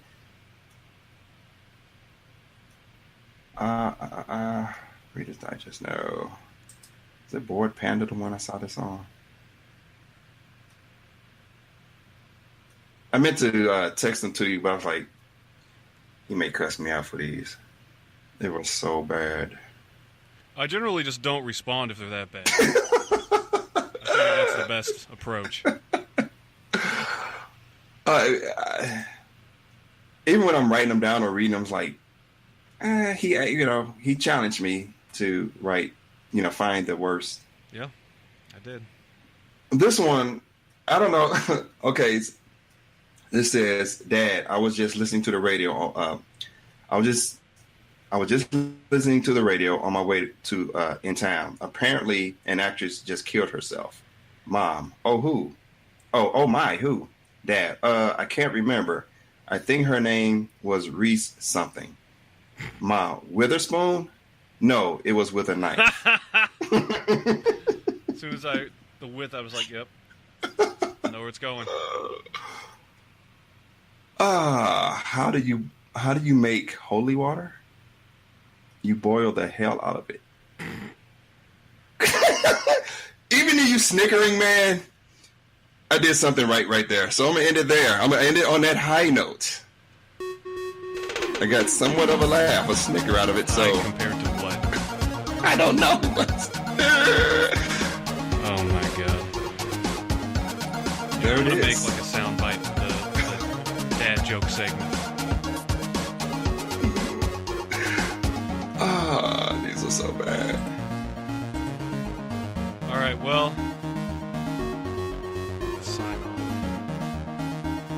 One more. All right, one more. Confucius say, man who eats cracker in bed feels crummy. Couldn't even finish that one. Couldn't even speak the rest of that one. It's so retarded. Oh, I'm done. Confucius say, man with hand in pocket feel cocky all day. Confucius say, panties not greatest thing in life, but next to greatest thing in life.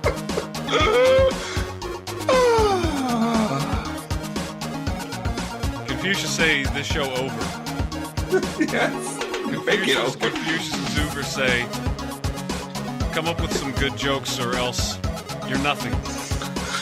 I'll just be nothing, man, because I can't come up with anything. All right. All right, dude. Good night, everybody. Good night.